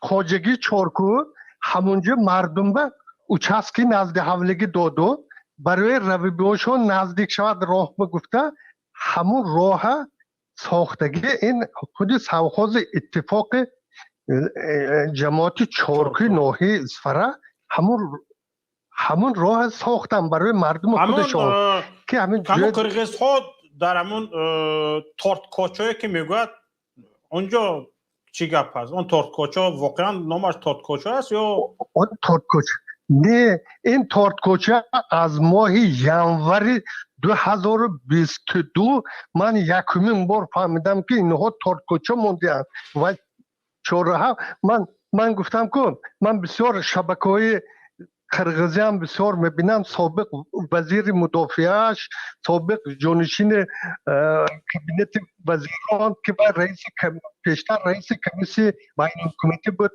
توکم ممیتوف، اسماعیل ایساکوف، دیگر اتخامات و معرفش که امضا مونده بود، همین ها حاضر برونده اونجا تارتکاچه شد و اونجا گویا که با گفتگوها گویا که پیش بای راهی دو محل قرغیز ارتبوز و کوکتاش با هم میپیوست میگود. در اصل این خیلی نبود. تا سال 1987 اونجا زمین های بریگاد استحصالی رقم 2 سرخوز اتفاق جماعت چارکو بود. حالا نام دریای اصفهان چی شده است؟ نام دریای اصفهان دریای اصفهان سال 2016 همونجا به دریای اقصو گفته تبلیغ زده موندگی 2016 باز همون تبلیغ یگان روزنامه نگارهای ما هم اقصو گفتن نام میگیرن. سال 2019 و ها تبلیغ زده موندگی همون وقت ما تا سطح تا رئیس اپرابلین امنیت ملی ولایت بروندیم که واقعا این یک طرفه کنیتون این دایره تا همون وقت اصفهان بود، اصفهان گرفته نامش و دایره اصفهان که بود، روسی به اصفهان که تاجیک به دایره اصفهان همه تبلیغات همه خیلی بود. سال 2016 به ها اقصو گفته نوشته موندن یکان خیلی از طرف منصب داره یعنی علاقه قرغیز علاقه نام هایم عوض کرده ایستاده است، نام دریای عوض کردن، نام موضع های عوض کرده ایستادن. تارتکاچه گفته است اونجا که نبودگی چیز وای وای همین تارکوچه که ویو میگود 4 راه وای همین دو طرف راه انده ساکنای دهی خواجه الان اونجا زندگی میکنن. اونجا همه اوچسکی نزد حولگی همش خانه ها دارد. اونجا مردم زندگی میکنن. امروز ویو دعوا کردن که اینجا زمین بحث طلب. این اکنون ویها یک بار دعوا کردن همین آبانبور نیو سربند آبا گلاونوی میگود گلاونوی از خودکری گرفتن. حالا همون گلاونوی که حالا هست حالا قرغیز ها پاسبانی میکنن یا مرزبانان تاجیکستان؟ پره اختیار قرغیزان ده. پره نزدیکیش به یگان پره نزدیکیش به یگان تاجیک رفتن حاضر نمیتون ند بودر. پیشتر در اختیار تاجیکستان بود؟ نه پیشتر هم میدونید پیشتر اونجا به 3 دولت نماینداش بود. همون آبانبور و قرغیزستان، تاجیکستان، ازبکستان بود. قرغیزستان چند درصدی آب به صاحب میشد؟ با چند درصدی آب؟ قرغیزستان از روی که معلوماتی که من میدونم تابستان به تا 25% آب تابستان میگیره. ازبکستان چند فایز؟ تابستان به اگر ازبکستان خطا نکنم ازبکستان 10-15% باشد. من انک نمیدونم. موندگی آب از آن تاجیکستان بود بله؟ موندگی آب زیاده از قریب 60-70% آب و از آن تاجیکستان است. حاضر چی؟ عین حال چی؟ اکن عین حال حاضر گوش کنید شوکت جان. از همون دهی خواجه علا 2 کانال هست که قرغیزان به میرود. یکمش همین کانال پیش دوستی خلقا بود با سانی ویا گرفتن تارتگل موندن که حاضر هم گلاونوی میگویم که و پیش اونجانده از همونجا یک جو کدی مردم 4 کوب آب میبرد. اونجا جوی نظربای میگفتن همین آدمی که همین خودش همون جو کرده زمیناش گرفته بود تا آخری محلی 4 کوی همین یک قسم بالاش به همونجا آب میرفت. ویا گرفته من اینجا به کانال میسازم این دوستی این 2 طرف با آب میخوریم گفته کانال دوستی خلقا گفته سر کردن. بعد 3-4 سالانده کانال تارتگل شد. دویم کانال و هم از حدود دهی همین خواجه علا میرد و کانال حالی هم نامش هم بیهانده هست کانال مچایی میگون. چون که اونجا جوی همین مچایی ها کرده آب مینوشتگی هوای وسیع کردن کانال کرده این طرف جماعت سمرقنده که قرغیزستان آب میگرد که با پرگی همین تابستان هر 2 کانال با پر اقتدارش حاضر ویها سرشنده ویهاشون های آب میکشد به ملون. از این اضافه حاضر به آب گرفتن نمیتونه چون که امکانیت همین کانالاشون همون قدره همون که میگرد. اگر امکانیتاشون باشد تمام دایره هم کشیده میگرد. درست. حالا یک سوال دیگر از شما میخوام بپرسم. آبی که قبوری که به شوراباد میرفت از کجا میرفت؟ قبر شوراب با آب پیشتر قبر شوراب این از واروخ میومد. از واروخ میومد و از واروخ میومد و قبر و یعنی چی میگود سمخات میومد خودش آب میومد همون بالا بکر خودش تربه خوابوندن و خودش به یگان نساس و شوراب میومد. حاضر و قبر کدی شوراب با آب نمی بیاد. برای چی؟ همین محله های قرغیزنشین این سمرقندک اقتتر همون جانده و ها آب درآمده میگرد که اون تریتوری قرغیز اونجا به یگان کس جرأت رفته بکرن ندارن. یعنی که به سبب اون که همون دهه های قرغیزنشین آبی که از واروخ به شوراباد می آمد گرفتگی هستند به شوراباد آب نمی بیاید بله؟ با پرگی گرفتگی. حالا وضعیت در شوراب چه است؟ وضعیت در شوراب حاضر شورا به سال گذشته از حدود جماعت شهرک دهی چارقشلاق با واسطه از دایره با واسطه 2 بار نساس کشیده اون خیلی یک کمتر آب برونده موندگی یعنی فیلتر سال کرده گذشته 2021 همه خیلی نساس کده آب میکشن. بعد این خانه هایی که خالی تربیت مونده رفتند مردم برگشته ایستادن به شورا. اکنون من با این نزدیکی ها شروع به حالا بعضی نرفتم. برای چی من از شما میپرسم؟ برای اینکه برای آن که بعضی از معلومات ها در ما هست که قرقیزستان حالا کوشش شورا رو هم از خود کردن دارد. و این یگان خیلی شما معلومات دارید؟ ممکن نه من معلومات ندارم فعلا ممکن به قول روسا فعلا به حاضر گوجه خواهد و گفتم که امروز به ها حرکت کرد که خوجه علا هم همچون انقلاب کند نباشد و یک ناحیه لیلک جماعت سمرقنده که به ها پیش انقلاب بود. اگر همین تاریخ همون راه که پیدا شویش گویه دیگر اگر من بسیار گویی نکنم با نه گپ زنید همین شما گپتون رو تمام کنید ما هم برنامه رو تمام میکنیم. همین گپ انقلاب من کی شنیدم ده انقلاب من حتی حیران شدم که انقلاب چی باشد چه خیلی وروخ انقلاب میشناسته. بعدی که قرغیزستان با ریولوسیون شد و قربانبک باقیف پرزیدنتش برفت و یک روزا اتنبایو گفته که زنک و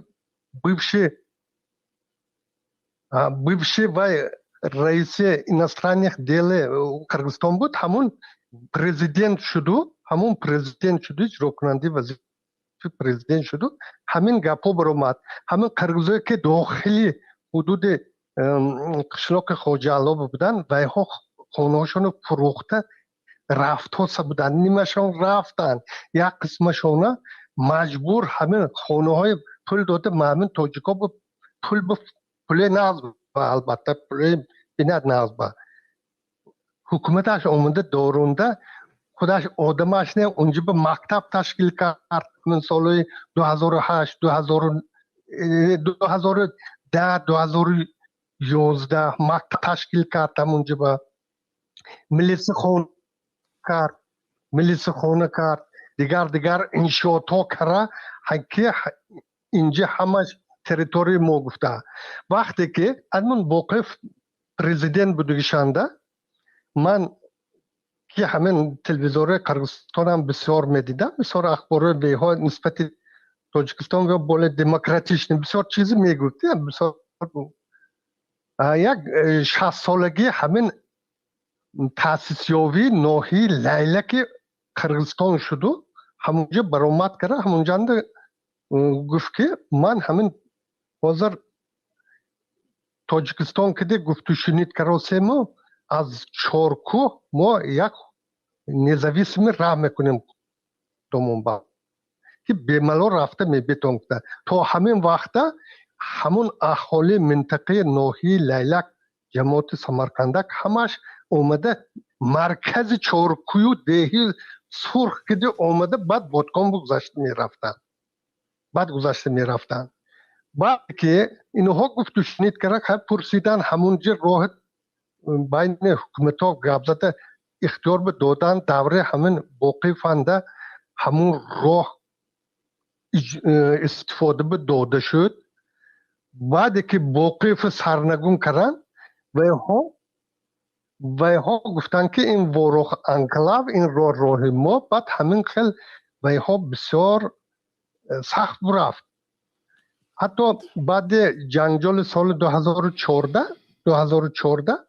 با همین کمیسی دمارکاسی دمیلیکاسی از نو کارش شروع کرد 2016 سال من از زبان همین رئیس کمیسی بین حکومتی قرغیزستان تاکم ممیتف که اون وقت وظیفه جانشین سروزیرش بود همون گفته بود که ما با پررگی تیار کردیم تاجیکستان با پررگی روزی لیکن پرزیدنت قرغیزستان المازبek Atambayev امضا نموند. حالا این میبینیم با یک بار دیگه بینیم یک بار دیگه بینیم под различным предлогом, короче, он не подписал, не знаю, что он захотел. Agar hukumat Qirg'iziston همین کار میخواست این سال 2016 الکی این وایها حلش به میشد. این 2016 همین حقیقتا گفته همون قرغیزه بعدی که رئیس جمهور تاجیکستان ورخ به تشریف آورد همونجا هم گفت که ما از سال 2016 ما تیاریم و همسایه ها تیار نه. و همین بعد 2011 وای ورخ انکلاو امروز به اومده حاجی علوی هم انکلاو و حالا بعد سال آینده یک اسم چارکوی سورا میگوید نه این انکلاو. اگر همین خیلی بروید اون این به باوریم است که میشد. چون که مردم ما از این چیزا مردم تاجیکستان بیخبر. ما همه خصوصا جماعت چارکوی مردم مشتهی خوجی علا از اول که همین مبارزه غربت همین وای میکردیم مقیاس خودی همین ناحیه اصفرابه یک چشم بد کردی میدن که همین شما چینجی نمیخوایتان دایم همین شما جنگره همین پی غش میکویتان و امروز این یک پی گلوبالی در سطح حکومت دولت تاجیکستان شده. یعنی یکی از سبب‌های اصلی از دست رفتن زمین‌های تاجیکستان این سرکوب خودی مردم تاجیک از جانب مقامات است. بله خودی مردم رستم نظیم مرزی. بله بی اعتباری نگاه میکنن اهمیت نمیدادن.